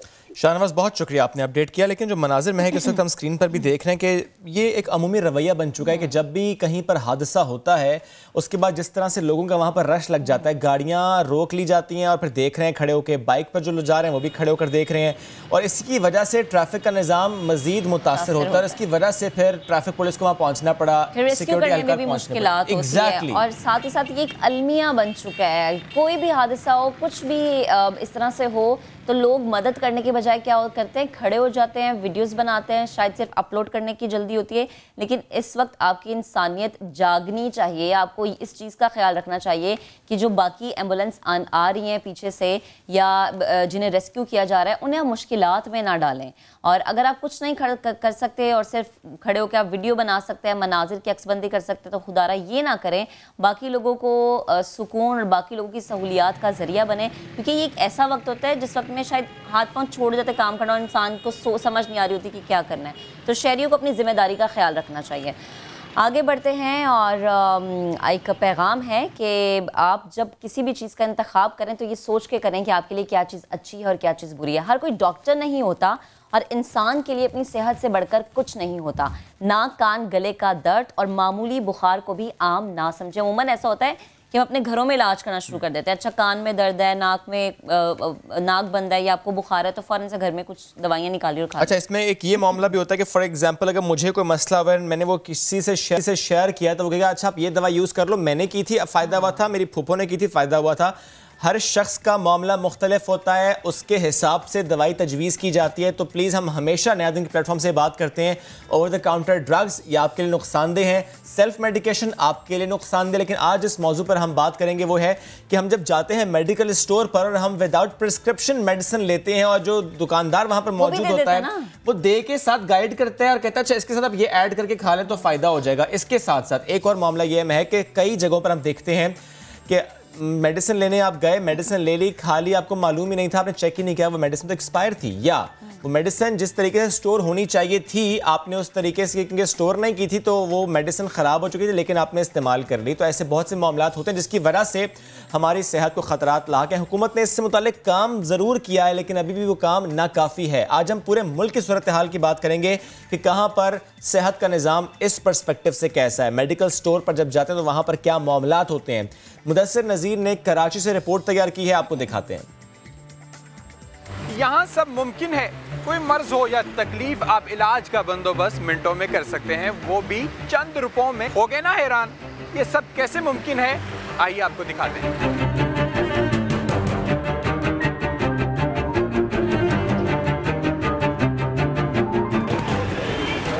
जान में बहुत दर्द है।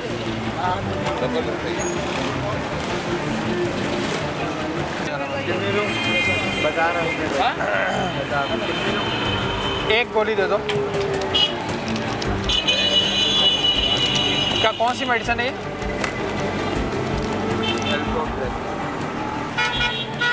इसके अलावा कोई और मेडिसिन अच्छी भी है? इससे भी अच्छी है, चलेगी। 10 रुपये पेन ख़त्म हो जाएगी, इससे पेन ख़त्म हो जाएगी। कितनी देर में? दाढ़ के दर्द का इलाज तो हो गया, अब मैं अपने गले का और बुखार का इलाज इन्हीं मेडिकल स्टोर से करवाऊंगा। यार गले के दर्द की, कोई बुखार की देना एक medicine.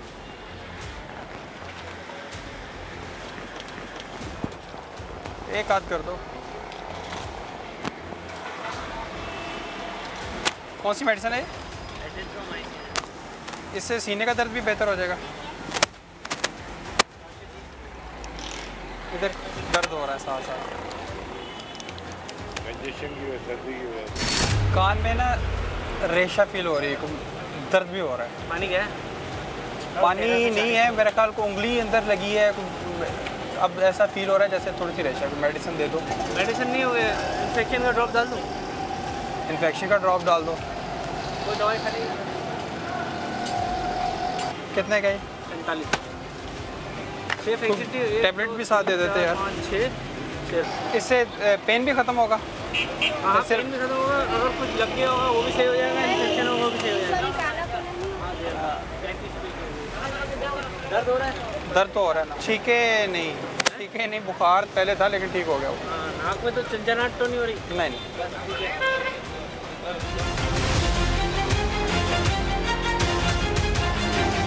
Pakistan journal of medical sciences में शाया एक रिपोर्ट के मुताबिक कराची के 96% मेडिकल स्टोर्स पर फार्मासिस्ट सिरे से ही मौजूद नहीं और तरक्की याफ्ता ममालिक में फार्मासिस्ट मामूली बीमारी की तशखीस भी कर सकते हैं और मेडिसिन भी दे सकते हैं, मगर यहाँ ऐसा कुछ नहीं।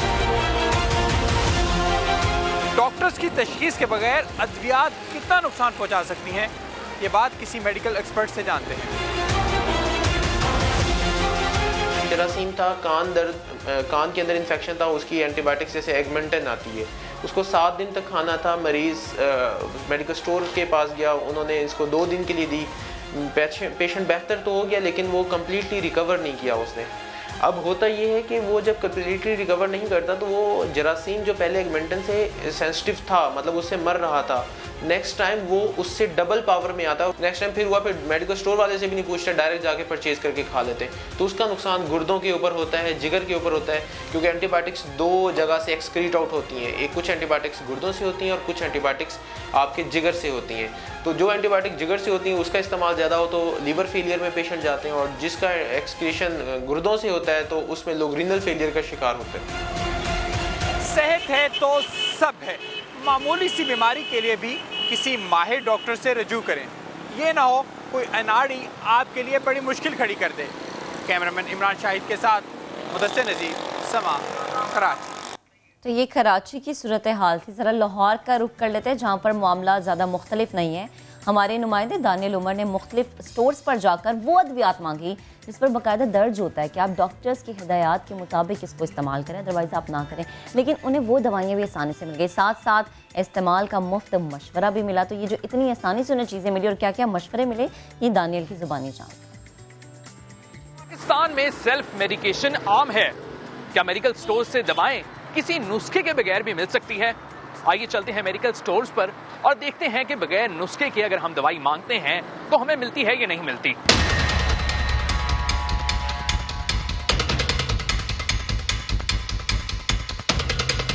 वो नाइट्रोमेंट, वो कितने का है पता उसको? नाइट्रोमेंट का पत्ता कितने का है? डब्बी है जो भी है, देखो 60-62 रुपए का पत्ता बनता है। एक पत्ता दे दें। कुछ रेंजर 60 रुपए। Thank you.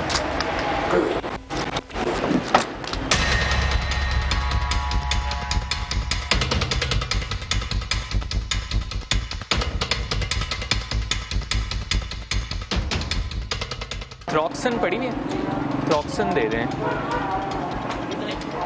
एक पत्ता दे दें। और कफ के लिए कोई एंटीबायोटिक है गला खराब होने के लिए? हाँ, वो दे दें। कितने? 6 दे दें। एंटी-एलर्जी भी, एंटी एलर्जी भी, हाँ, दोनों मिला के खाएं, एक ये और एक वो, तो वो बेहतर रहेगी। वो कौन सी होगी? वो है 10 रुपए की है। वो भी दे दें फिर साथ। कितने हो गए? 340 रुपए।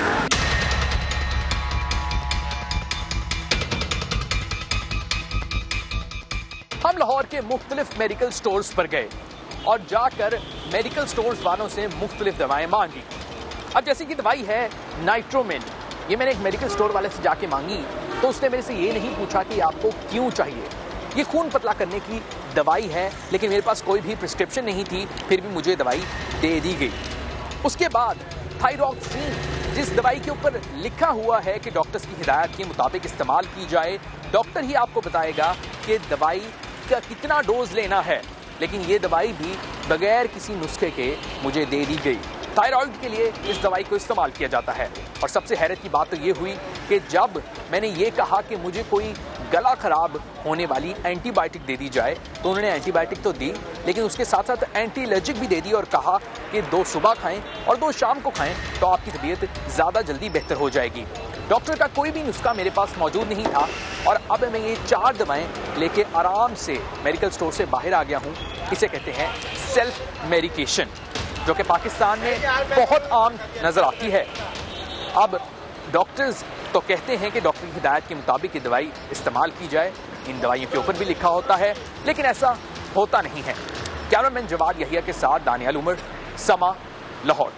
ज़बरदस्त रिपोर्ट दानियाल, और आपने जिस तरह से बताया सेल्फ मेडिकेशन, तो आपकी इस रिपोर्ट से मालूम हुआ कि रॉन्ग मेडिकेशन एज वेल, कि अगर आपने कहा गला ख़राब है तो उस दुकानदार ने आपसे कहा कि अच्छा एंटीबायोटिक तो लीजिए, साथ में ये एंटी एलर्जी भी लीजिए, कोई तो काम करेगी। अगर आपको एलर्जी है तो उसकी दवाई, और अगर आपको कोई इन्फेक्शन है, कोई वायरल इन्फेक्शन है या बैक्टीरियल इन्फेक्शन है तो उसके लिए बैक्टीरियल इन्फेक्शन है तो एंटीबायोटिक। तो ये बड़ा अच्छा जी, वो 2-3 दवाएं देते हैं, कोई तो काम करेगी। और इससे जो आपकी बॉडी के अंदर हलचल होती है ना, वो फिर आगे आने वाले वक्त में आपके बहुत नुकसान, स्पेशली अगर आप एंटीबायोटिक्स का इस्तेमाल करते चले जाएंगे तो आपके अंदर बैक्टीरिया, रेजिस्टेंट बैक्टीरिया होगा, और उसके बाद खुदा ना खास्ता कभी दोबारा से आपको मसला होगा, वही एंटीबायोटिक लेंगे तो असर नहीं करेगी। अच्छा, ये तो हम बात करें सेल्फ मेडिकेशन की, रॉन्ग मेडिकेशन की। पेशावर आपको लेकर चलते हैं, और यहाँ पर मामला ये है कि जाली अद्वियात की फरोख्त हो रही है खुलेआम। ड्रग माफिया सरगर्म है। इस घिनौने कारोबार में मुलव्वस अफराद बगैर खौफ खतर जाली अद्वियात की खरीदो फरोख्त जारी रखे हुए हैं। राहम यूसुफजई ने रिपोर्ट तैयार की है, आपको दिखाते हैं।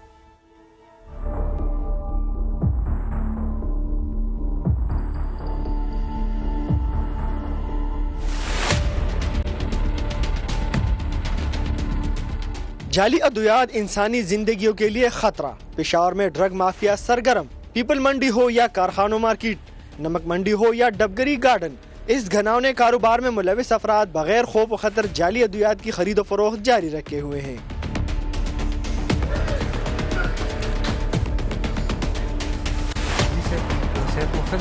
हेल्थ केयर कमीशन कार्रवाइयाँ तो कर लेते हैं मगर नतीजा फिर भी सिफर। हमारी टीम्स ने छापे मारे हैं तो उसमें काफ़ी ऐसी जगह पे उन्होंने इलीगल मेडिसिन, अनरजिस्टर्ड मेडिसिन या फेक रजिस्ट्रेशन वाली या इंडियन मेडिसिन वो उन्होंने डिस्कवर की हैं, रिकवर की हैं, और फिर वो रेफ़र किया है डायरेक्टरेट ऑफ ड्रग्स और जो फार्मेसी है उनको, और उनके खिलाफ उन्होंने एक्शन लिया है।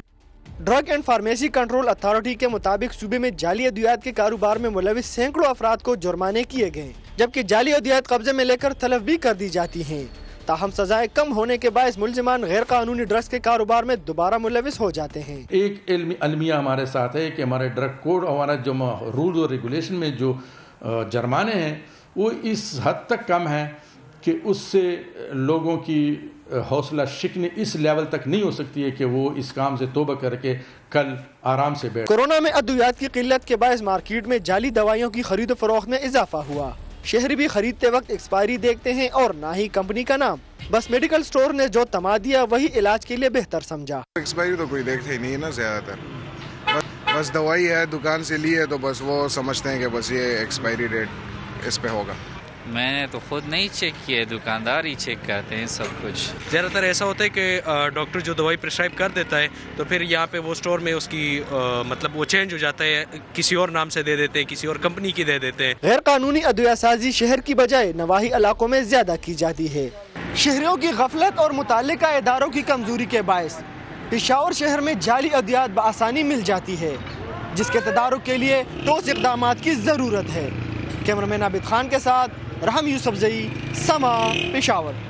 पेशावर के बाद ज़रा बलूचिस्तान का रुख करते हैं, जहां अंधेर नगरी चौपट राज है। ड्रग रेगुलेटरी एक्ट ही मौजूद नहीं है। डॉक्टर क्या नुस्खा देते हैं, मेडिकल स्टोर्स पर क्या फ़रोख्त किया जाता है, कोई चेक एंड बैलेंस ही नहीं है, और ना कोई रखने वाला ना कोई देखने वाला। शहरियों का शिकवा है कि एक बार जब हम दवा लेते हैं तो कोई असर नहीं पड़ता, बार बार ख़रीदने पर, बार बार खाने पर सेहत में कुछ बेहतरी महसूस होती है। कोयटा से भी आपको एक रिपोर्ट दिखाते हैं। 18वीं तरमीम के तहत सूबों को इख्तियारात 10 साल कबल मुंतकिल हुए।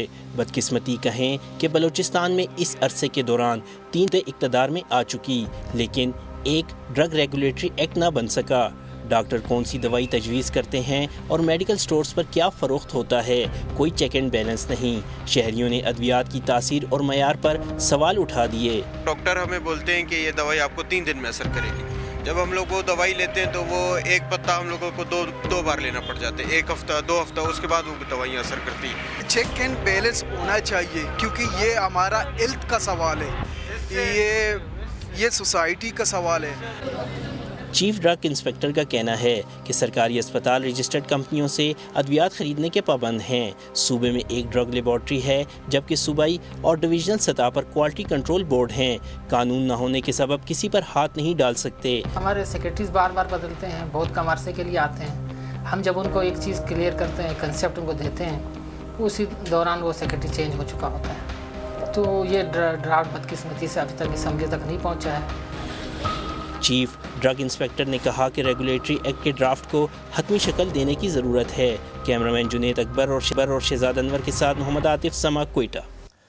एक्सपायर्ड दवाओं से मुताल्लिक मुल्क के दीगर शहरों में तो शिकायत आम है। इस हवाले से इस्लामाबाद में सूरत हाल क्या है, क्या वहाँ पर सूरत हाल बेहतर है, इस पर हमें अपडेट करेंगी अरहम खान। जी, इस्लामाबाद के मेडिकल स्टोर्स में ज़ायदुल मयाद दवाओं के हवाले से क़वानीन की कितनी पासदारी की जा रही है, आइए देखते हैं। ये 500 mg में ये जो इनकी एक्सपायरीज होती हैं, ये क्या इनकी लॉन्ग होती है? एक्सपायरी सब की लॉन्ग होती है, फ्रेश आती है रोजाना। ये दुकान के पास हम आ गए और अब हम इनके पास जाएंगे और रैंडम पूछेंगे कि इनके पास ये जो दवाएं हैं उसका बॉक्स मौजूद है या नहीं।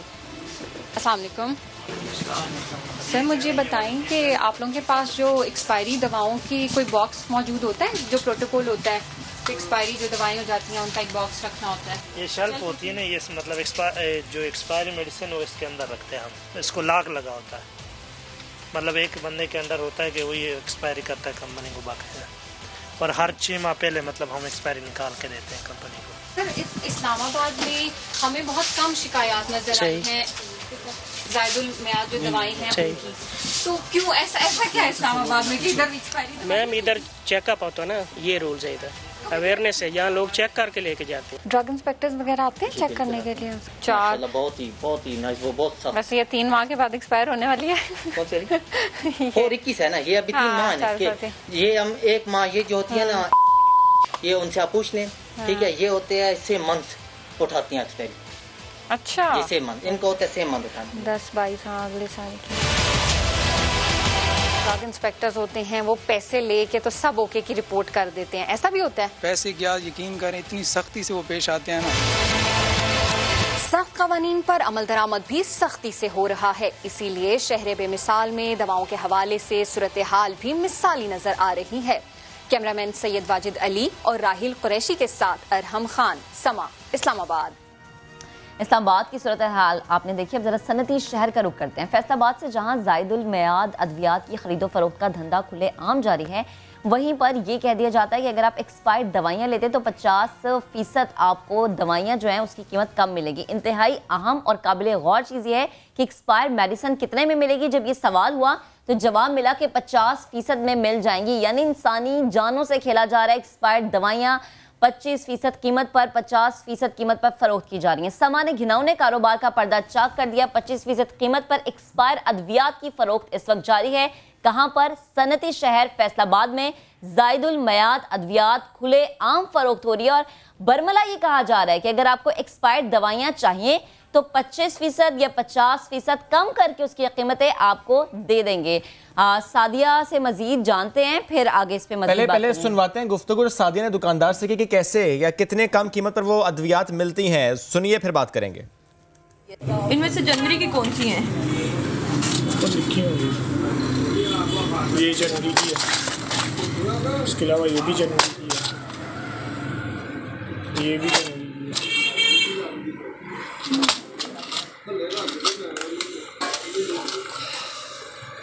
ये भी जनवरी की है। ये सारी जनवरी की पड़ी हुई हैं।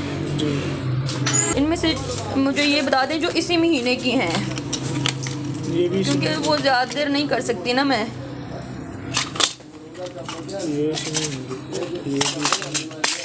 एक्सपायरी मुझे ज़रा दिखाए ना, इनकी कितनी है क्या? ये हाँ, ये देखे ना, ये है। तो गुफ्तगू की सादिया ने उस दुकानदार से, और जरा देखिए कि 50% कम कीमत पर वो दवाइयाँ मिल जाती, कितनी आसानी से, कितनी सहूलत से। यानी कोई भी जाएगा और उसे ये 50% कम, यानी 50% के रेट पर मिल जाएगी वो दवाई, और वो जाकर कहीं और बेच सकता है, कमा सकता है। और ये धंधा इसे हमने ख़त्म करना है। दोबारा आपको सुनवाते हैं सादिया ने जो गुफ्तगू की उस दुकानदार से, कितने आराम से उसने कहा कि 50% कम कीमत दीजिए, ये ज़ैदुल मयाद दवाइयाँ ले लीजिए। मेरी की कौन सी हैं?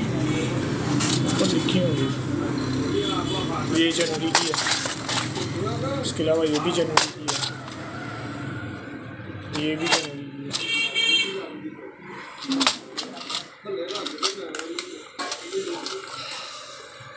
ये भी जनवरी की है। ये सारी जनवरी की पड़ी हुई हैं।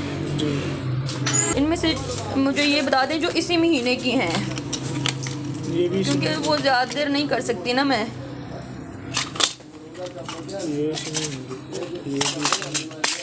एक्सपायरी मुझे ज़रा दिखाए ना, इनकी कितनी है क्या?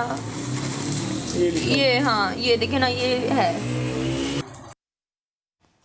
तो ये फैसलाबाद के मनाज़िर हमने दिखाए। जी, फैसलाबाद की हम बात करें। ये समा तहलका है कि किस आसानी से 50% पर दवाइयाँ मिल जाती हैं। ज़ैदुल मयाद अद्वियात, इससे खरीदो फरोख्त का ये कारोबार उरूज पर है। कोई पूछने वाला नहीं, रोकने वाला नहीं। इंसानी ज़िंदगियों से किस तरीके से खेला जा रहा है, इस पर आज हम बात करें। हमारी नुमाइंदा सादिया फरहान साथ ही मौजूद है, उनसे बात करते हैं। सादिया, आप गई वहां पर, किस आसानी के साथ आपको दवाइयां उन्होंने दे दी, पूरा उन्होंने एक्सप्लेन किया, इस मंथ की एक्सपायरी है, 50% कम पैसे दीजिए, दवाइयां ले लीजिए। ये कितना कॉमन है फैसलाबाद में? जी बिल्कुल। जब मैं ये शेखपुरा रोड पे जो एक मेडिकल स्टोर वाक़या है वहाँ पे मैं गई हूँ, तो मुझे ये खौफ था, ये डर था कि जब मैं ये दुकानदार से ये सवाल पूछूंगी तो मेरे पे बरहम हो जाएगा। लेकिन हुआ ये कि बगैर किसी हिचकिचाहट के, बगैर देर किए, वो ना सिर्फ मुझे मेडिकल स्टोर पे ये दवाइयाँ दिखा रहा था, बल्कि वो मेरे साथ 30-40 हज़ार पे ठेका करने को तैयार हो गया था। और जब मैंने ये उनसे कहा कि आपकी तो ये काम की दवाइयाँ हैं ही नहीं है, ये तो एक्सपायर हो गई हैं, तो आप मुझे फिर भी 50% इसकी कम क्यों कर रहे हो? आप मुझे और इसमें जो है ना कीमत में कमी करें। तो दुकानदार का यही कहना था कि नहीं, हम जो है ये एक्सपायर्ड दवाइयाँ भी हैं, ये हम 50% जो है ना रेट कम करके आपको दे देंगे। और 30 से 40 हज़ार ठेका, ये जो उसने बार बार जब मैंने उससे पूछा तो उसने कहा हो जाएगा, कोई मसला ही नहीं। यानी वो जनवरी की दवाइयों के अलावा वो दिसंबर, नवंबर, अब 30-40 हज़ार का जो ठेका, उसमें कितनी बड़ी जो है एक लॉट आएगी। और अगर मेडिकली देखा जाए तो ये जो एक्सपायर्ड दवाइयाँ खाने से जिंदगी को खतरा लाहक हो सकता है। और ना सिर्फ जो है ना ये कानून के खिलाफ है, मेडिकल स्टोर पे 6 महीने कबल जो है ना एक्सपायर होने वाली दवाइयाँ जो है वो उठा ली जाती हैं, और अगर कोई दुकानदार रखता है तो उनके खिलाफ चालान हो सकता है। ठीक सादिया, आप हमें अपडेट कर रही थी, बेहद शुक्रिया आपका। खुलेआम जो चीज़ें फ़रोख्त हो रही हैं हमने वो अपने नाज़रीन को दिखाई। इसी पर बात करने के लिए हमारे साथ मौजूद है पार्लिमानी सेक्रेटरी बराए सेहत डॉक्टर नौशीन हामिद साहिबा और पाकिस्तान मेडिकल एसोसिएशन के सेक्रेटरी जनरल डॉक्टर कैसर सज्जाद साहब। गुड मॉर्निंग डॉक्टर साहिबा, बेहद शुक्रिया आपके वक्त का। मुझे ये जानना है कि खुलेआम ये जो एक्सपायर अद्वियात फ़रोख्त हो रही हैं, इसका ज़िम्मेदार आखिर कौन है? बिल्कुल जी, इसकी जिम्मेदार जो है वो हुकूमत ही होती है, क्योंकि ये मैकेनिज्म जो है ये हुकूमत के पास ही है, इनके ऊपर चेक करना और इनके ऊपर रेट्स डालना। मगर मैं आपको यकीन दिलाती हूँ कि हुकूमत अपना काम कर रही है।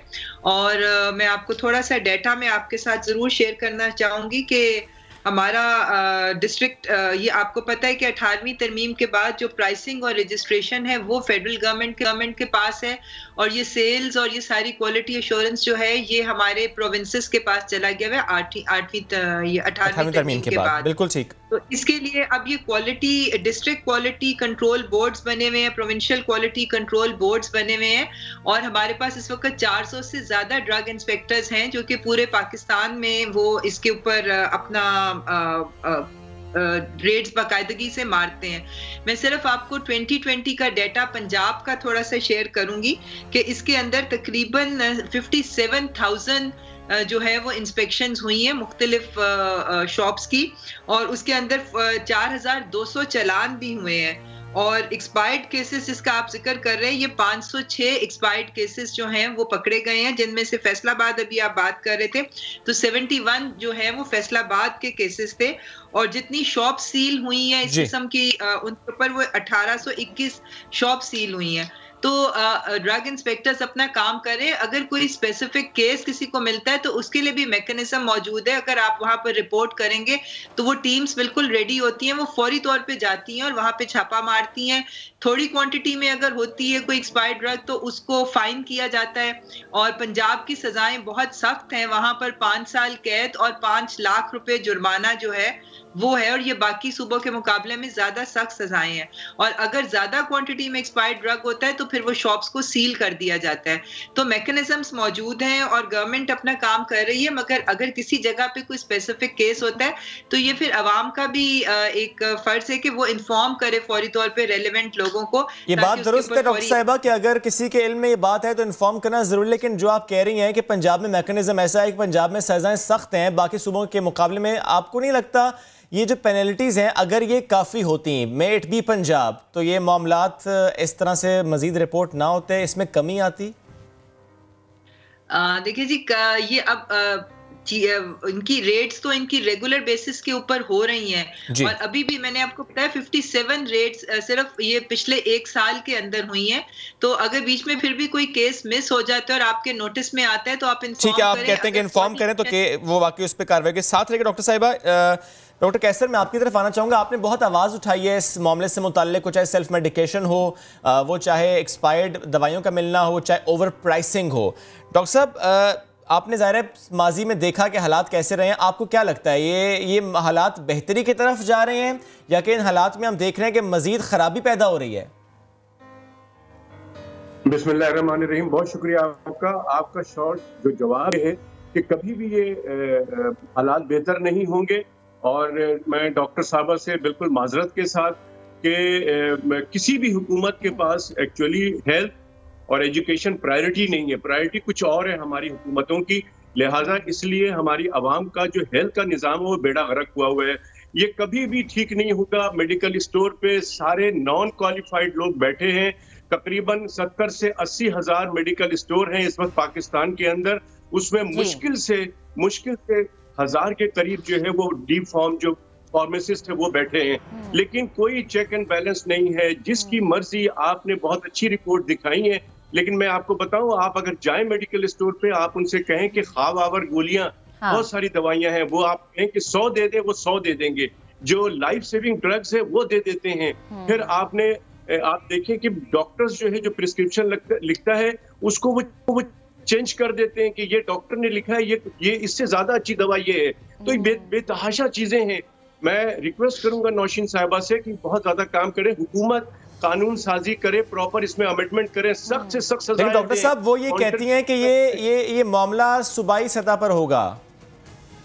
देखिए, ये काम ड्रग रेगुलेटरी अथॉरिटी का है, ये फेडरल गवर्नमेंट में आता है। पूरे पाकिस्तान की इनके पास जिम्मेदारी है। हेल्थ केयर कमीशन जो है वो सूबाई जिम्मेदारी है, लेकिन हेल्थ केयर कमीशन तो फेल हो चुकी है। वो कोई काम नहीं कर रहे हैं सिवाय ये कि वो डॉक्टरों की सिर्फ रजिस्ट्रेशन, डॉक्टरों को धमकाना, उनको तंग करना। बाकी क्वेक्स तकरीबन 6.5 लाख अताई डॉक्टर्स जो हैं वो यहाँ पर काम कर रहे हैं, मासूम जानों की जिंदगियों से खेल रहे हैं।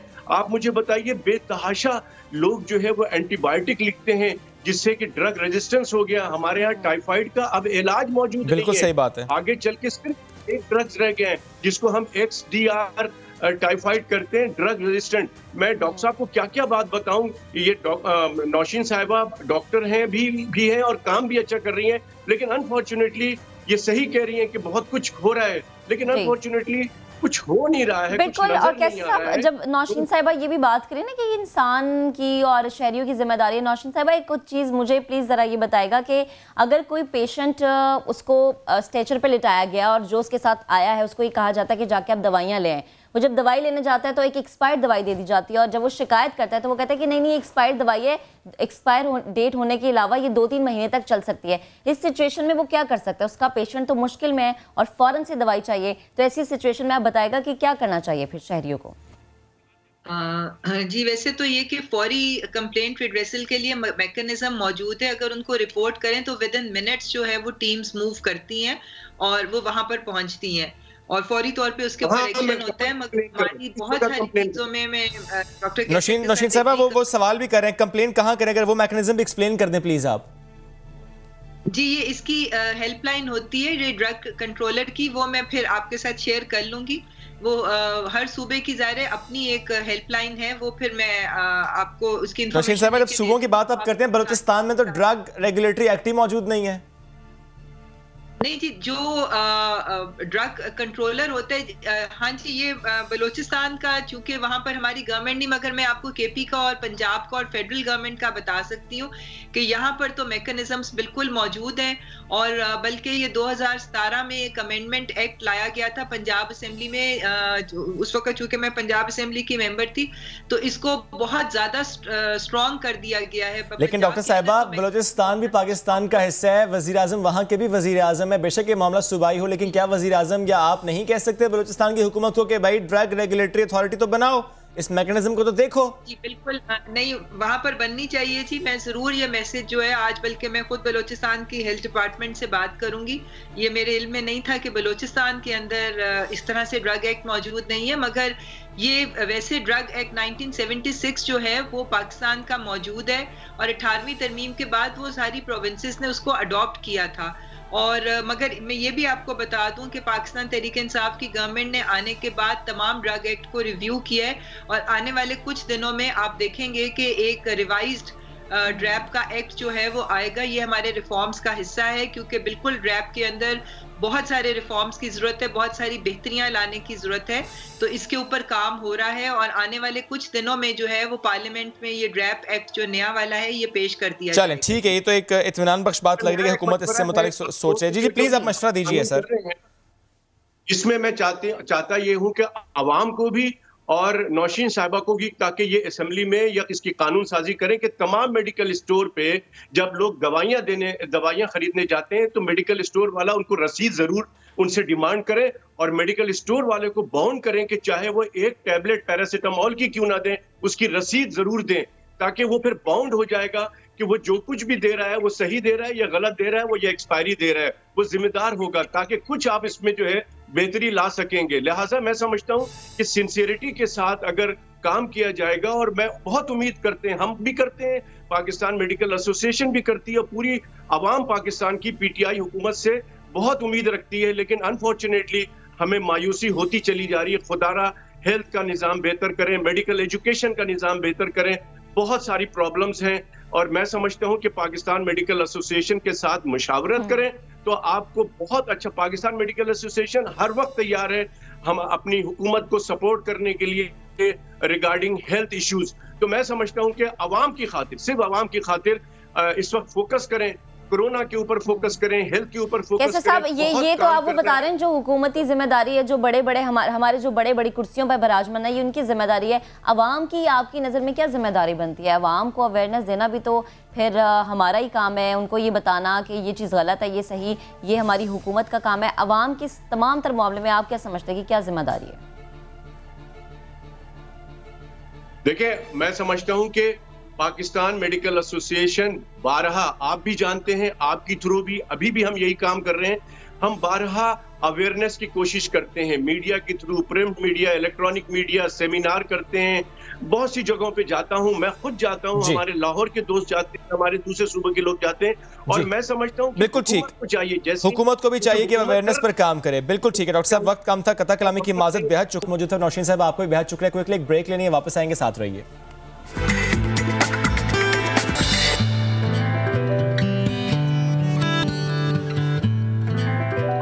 Welcome back. खुशी क्या होती है, उदासी क्या होती है, उदासी कब डिप्रेशन में बदल जाती है, इस मौजू पर बात करेंगे, लेकिन एक वीडियो पहले आपको दिखाएंगे। हमारी परेशानी डिप्रेशन की तरफ हमें ना ले जाए, इस पर बात करने के लिए आज हमें ज्वाइन करें clinical psychologist doctor Taha Sabri. Welcome to the show sir. बड़ी अच्छी वीडियो, और जिस तरह से इसमें एक्सप्लेन किया गया कि ये जो परेशानी है, ये जो उदासी है, इससे हमें मैनेज करना है, ये डिप्रेशन नहीं है, ये एंग्जाइटी नहीं है, ये बीमारी नहीं है। बिल्कुल बिल्कुल।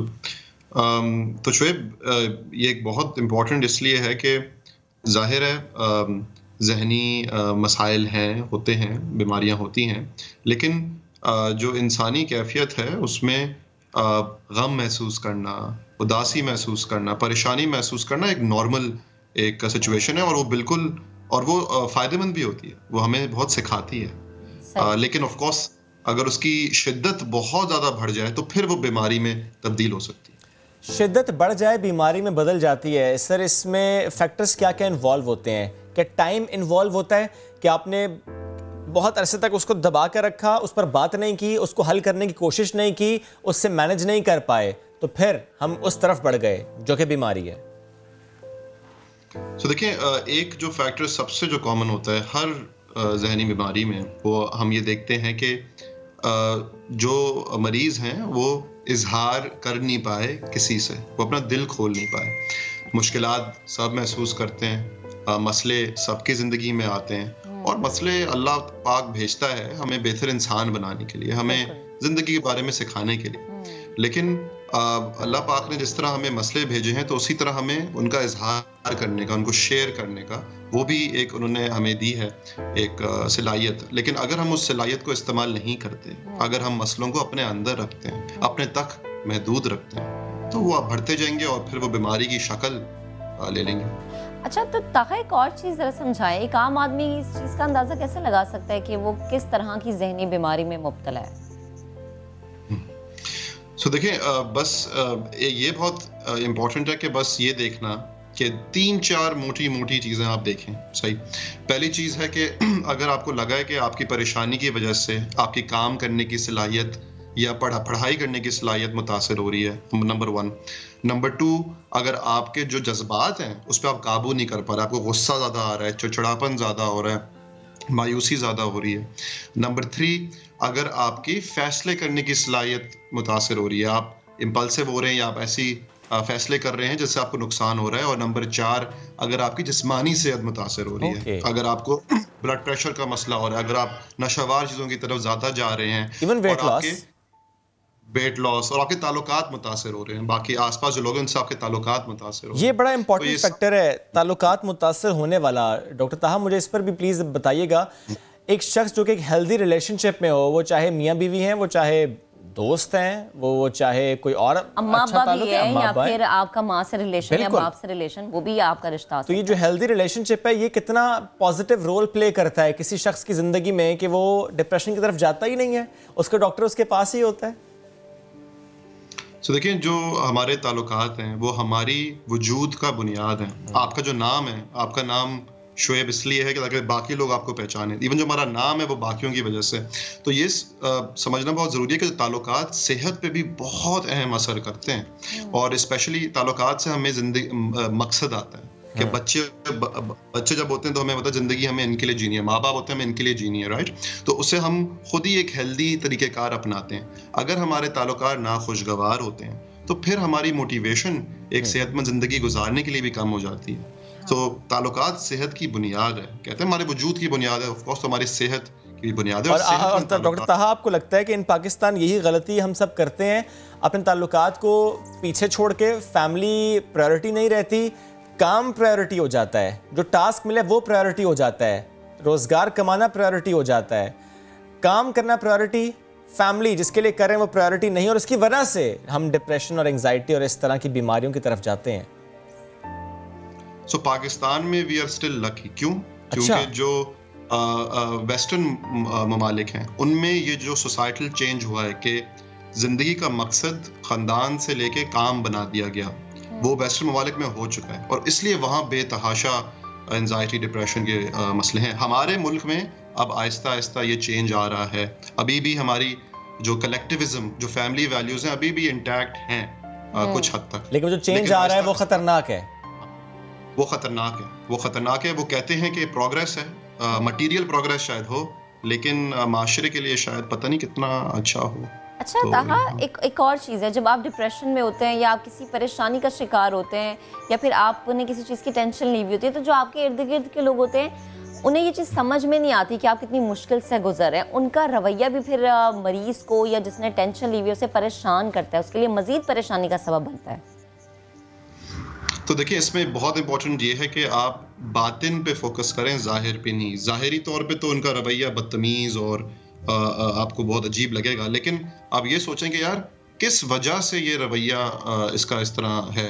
और अमूमन क्या होता है कि जो लोग हमें लगता है कि हमारे खिलाफ हैं या हमारे दुश्मन है या तो अमूमन क्या होता है, वो अपने मसलों से डील कर रहे होते हैं, जिसकी वजह से उनका रवैया ऐसा होता है। वो कोई आपके ज़ाती तौर पे आपसे मसला नहीं होता। तो ये अगर आप अगर इस तरह सोचना शुरू करें कि चाहिए उस बंदा बदतमीजी कर रहा है, उसका रवैया ख़राब है, लेकिन उसके पीछे वजह क्या है, उसकी अपनी ज़िंदगी में क्या चल रहा है, वो किस परेशानी में मुब्तला है कि वो गुस्से के ज़रिए उस परेशानी का इजहार कर रहा है। अगर ये आप कर पाएँ तो उससे फिर आप बेहतर तरीके निकाल सकते हैं उनसे डील करने के लिए। अच्छा डॉक्टर साहब, ये बताएं मुझे, ऑब्जर्वेशन क्या है, जो लोग सिंगल हैं वो ज़्यादा इन बीमारियों का शिकार हैं बनस्बत उनके जो कि मैरिड हैं? क्योंकि हेल्दी रिलेशनशिप पर फिर मैं आऊँगा, मियाँ अपनी बात अपनी वाइफ से शेयर कर लेते हैं, वाइफ को अगर if she is a working woman तो वो शेयर कर लेती है, और जब ये शेयरिंग होती है, शेयरिंग इज़ ऑलवेज केयरिंग, तो वो मिलजुल कर आगे बढ़ जाते हैं। लेकिन दोज हु आर सिंगल शायद वो शेयर नहीं कर पाते। तो हमें रिसर्च ने दिखाया शोएब कि ये बेसिकली डिपेंड करता है आपके जेंडर पे। अच्छा। जो मर्द हजरात हैं शादी के बाद उनकी जहनी सेहत अमूमन बेहतर हो जाती है, बिकॉज एक तो जो मर्दों के दोस्त होते हैं आपस में शेयरिंग भी नहीं होती, एक बड़ा अजीब सा कल्चर है, तो खवातीन से वो फिर शेयर कर सकते हैं, तो उनकी बीवियां उनकी बेस्ट फ्रेंड्स बन जाती हैं। लेकिन जो रिसर्च ने दिखाया कि जो खवातीन है शादी के बाद उनकी पाकिस्तान में स्पेसिफिकली, दुनिया में डिफरेंट होता है, पाकिस्तान में स्पेसिफिकली एक औरत जिसकी शादी होती है तो उसके फिर मेंटल हेल्थ अमूमन डिटेरिएट करती है, मतलब कि खराबी आती है, बिकॉज क्योंकि इतने सारे प्रेशर हैं हमारे माशरे में खवातीन पे, जिनकी वजह से उनके जो परेशानी ऑफ कोर्स बहुत सी बातें दिल में रखती हैं, शेयर नहीं करती। और हमें बीइंग अ मेल पार्टनर हम सबको ये हमारी जिम्मेदारी है कि हम ऐसा माहौल प्रोवाइड करें घर में खातून खाना को कि अपनी दिल की बात कहें, ताकि वो भी डिप्रेशन की तरफ ना जाए। मर्द भी शेयर नहीं करते ना, वो छुपा के रखते हैं। हाँ, लेकिन वो जो रिसर्च की बात करें वो खवातीन वो कह रहे हैं वो ज़्यादा है जो कि दिल में दबा के रखती हैं। हमारी सोसाइटी ऐसी है, हमें इसको बदलना है, मिलकर बदलना है, ताकि हेल्दी सोसाइटी की तरफ हम बढ़ जाएं। डॉक्टर के साथ मौजूद थे आप। वक्त हो गया ख़त्म, आपसे मुलाकात करेंगे कल। अपना बहुत सा ख्याल रखिए, अल्लाह हाफ़िज़।